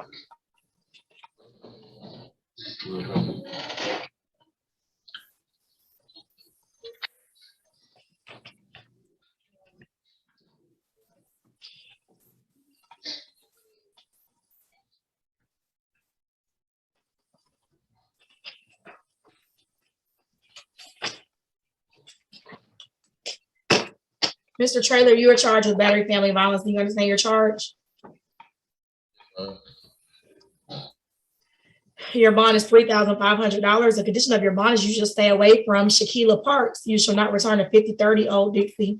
It was indicated that that is your shared residence. As such, I will allow you to go with the sheriff's escort for the limited purpose of retrieving your personal property. However, you cannot go back to that property without a sheriff's escort until this matter is modified, that condition is modified, or until this matter is closed. Do you understand? Yes, but the apartment is my name. You understand my conditions, right? You But should it's my not. apartment though. You understand my conditions, right? I don't have nowhere to go, but I'm the owner of the apartment. Okay. I'm the only one So staying. let's stop. Don't. I asked you a specific question. I asked you, do you understand my order, which is you cannot go back there unless you have a sheriff's escort until this matter is resolved? And you said yes, but you gave me a lot of information. So that confuses me. Do you understand my order that you cannot go back there without a sheriff's escort until this matter is resolved or until this condition is modified by another judge? Yes, ma'am. You must not violate any laws while out on bond. Do you understand that? Yes, ma'am. This is a misdemeanor offense, which means you have the option of waiving your preliminary hearing. Do you wish to do that? Yes, I'm a waiver. Okay, you need to sign your waiver and leave it with the deputy. Now, I did hear you say several times that that is your property or that's your apartment. As I stated, I have appointed an attorney to represent you. Share that information with your lawyer. He or she may be able to get the judge to modify the bond condition. So I'm not saying it's not important. I'm saying for right now, all I want you to know is you can't go back there until that condition is modified by another judge. And you understand that, right? Well, okay, so share that information with your lawyer. He or she may be able to get that condition modified, but for the time being, I am going to order you to stay away from that property unless you're going with the sheriff to get your stuff, okay? well. Have a good day. Walk. Walk.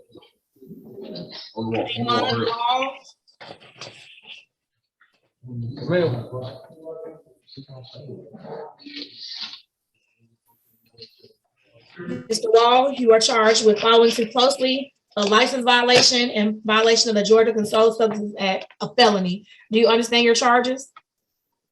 You say yes, ma'am?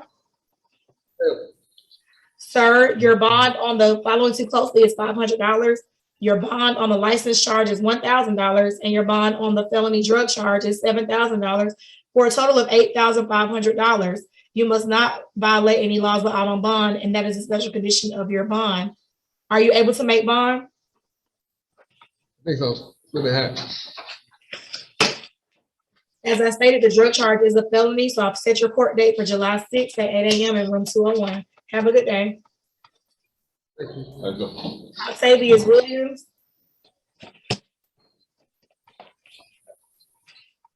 Mr. Williams, you are charged with battery on a police officer, simple battery on a police officer, a pedestrian impeding a walkway, and obstruction of an officer. Do you understand your charges? Yeah. On the simple battery on an officer, your bond is $3,500. On the pedestrian charge, your bond is $500. On the obstruction of an officer charge, your bond is $500, for a total of $7,500. You must not violate any laws out on bond. Are you able to make bond? No, ma'am. These are misdemeanor offenses. Do you wish to waive your preliminary hearing? Yes, ma'am. What you mean, like come back to court or?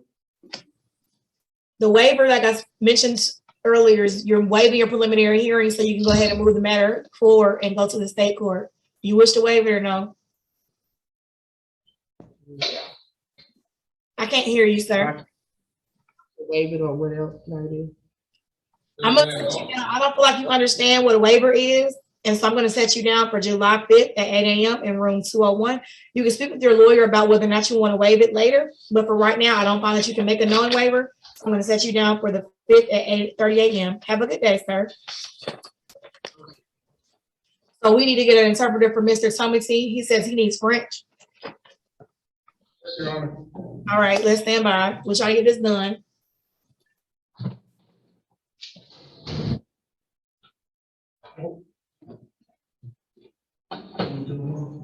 Yeah. Y'all go ahead and mute at the jail.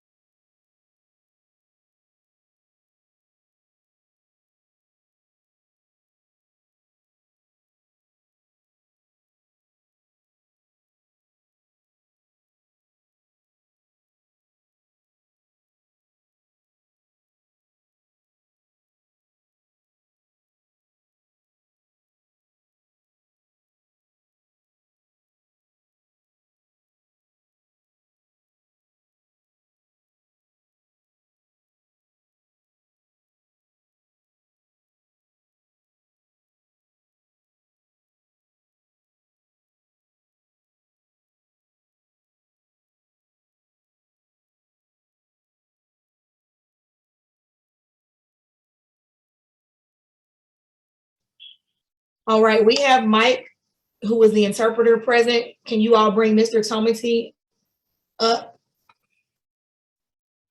Mike, we are streaming live on YouTube and it is through Zoom, so I need you to speak as loudly as you can. Mike, do you swear to interpret? Do you swear to interpret from English to French and from French to English in accordance with your training and experience? So help you, so say I do. I do. Good morning, Mr. Tommy T. Bonjour, monsieur. Bonjour, Monsieur Tomasi. Bonjour, monsieur. Can you hear the interpreter? Est-ce que vous entendez l'interprète? Oui, je vous entends parfaitement. Yes, I hear you perfectly well. This is your first appearance before the Magistrate Court of Clayton County. I'm sorry, ma'am, could you please repeat that? I could not quite hear you. This is your first appearance before the Magistrate Court of Clayton County. Okay. C'est votre première apparition devant du comté de Clayton? I'm going to inform you of the rights, set bail, and set your upcoming court date. Je vais vous informer de vos droits, mettre en place une caution et vous donner votre prochaine date au tribunal. During this and all other proceedings, you have the following rights.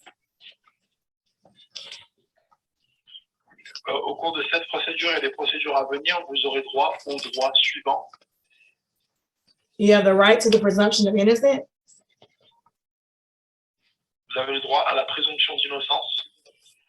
You have the right to a indictment by a grand jury for most felonies or by accusation for misdemeanors. I'm sorry, could you please repeat that? You have the right to the indictment by the grand jury for most felonies or by accusation for misdemeanors.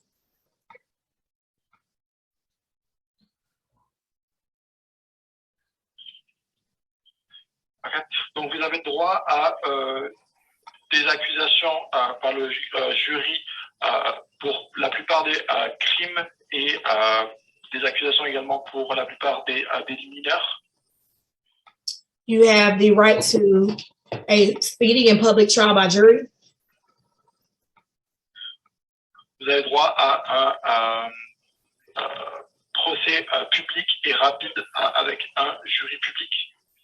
You have the right to see, hear, and cross-examine witnesses who are called to testify against you. Vous avez droit de contre-interroger les témoins qui seront produits contre vous. You have the right to subpoena witnesses on your own behalf.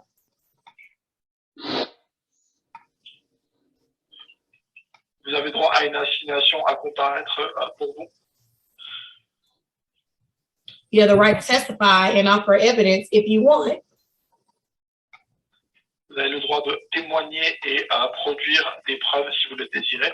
But you are not required to do so, and failure to do so does not presume any kind of guilt on your behalf. Mais vous n'y êtes pas obligé et si vous ne le faites pas, cela n'indiquera pas que vous êtes coupable. You have the right to have an attorney represent you. Vous avez le droit d'avoir un avocat pour vous représenter. Please raise your right hand. Levez votre main avec laquelle vous écrivez. Do you swear or affirm that the information that you gave this court in your application for court-appointed counsel and any other information you will get this court is true and correct? Est-ce que vous jurez ou affirmez que les informations que vous avez données au tribunal ou autres informations que vous fournirez au tribunal sont correctes? Did you fill out this form Est-ce que vous avez rempli ce formulaire that's written in English? Qui est écrit en anglais?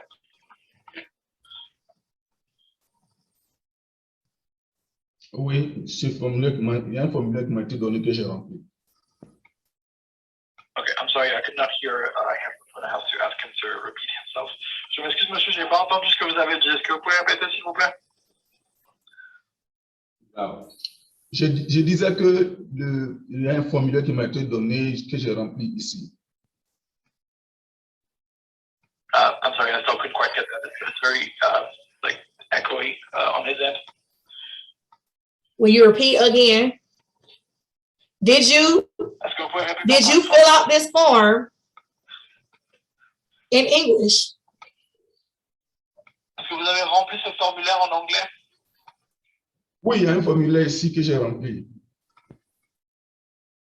There's a form here that I filled out. Okay, and it was written in English? Et il était écrit en anglais? Oui, ce formulaire est écrit en anglais. Okay. The form was written in English. Please put your hand down. Ok, vous pouvez baisser votre main. I am appointing an attorney to represent you. Que je vais désigner un avocat pour vous représenter. You are charged with the following: Vous êtes inculpé du suivant: DUI, conduite en état d'ivresse, open container, conteneur ouvert, violation of your learner's permit, violation de votre permis de conduire, improper lane change, changement de voie illégal, and failure to yield.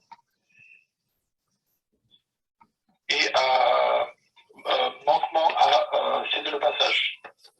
Do you understand your charges? Est-ce que vous comprenez ces chefs d'inculpation?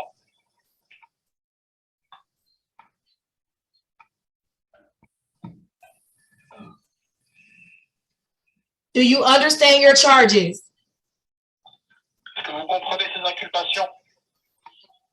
Oui, je comprends. I understand. For the DUI, your bond is $5,000.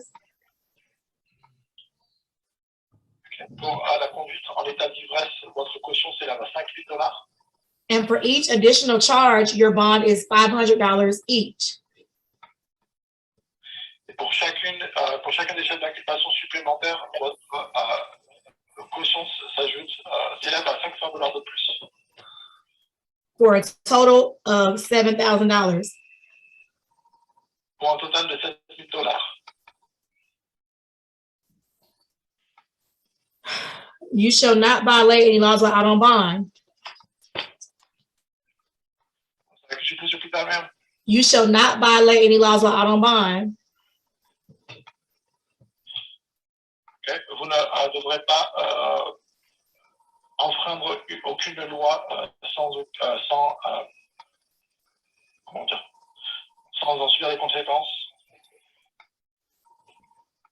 Are you able to make bond, sir? Est-ce que vous pouvez payer votre caution?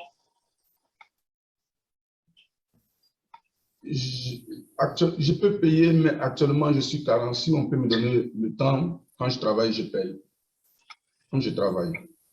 Si on peut me libérer, et puis je paye après, quand je travaille. Okay. I'm sorry, it's still very echoey. I heard about half of that. I'm going to have to ask him to repeat himself again. Sorry about that.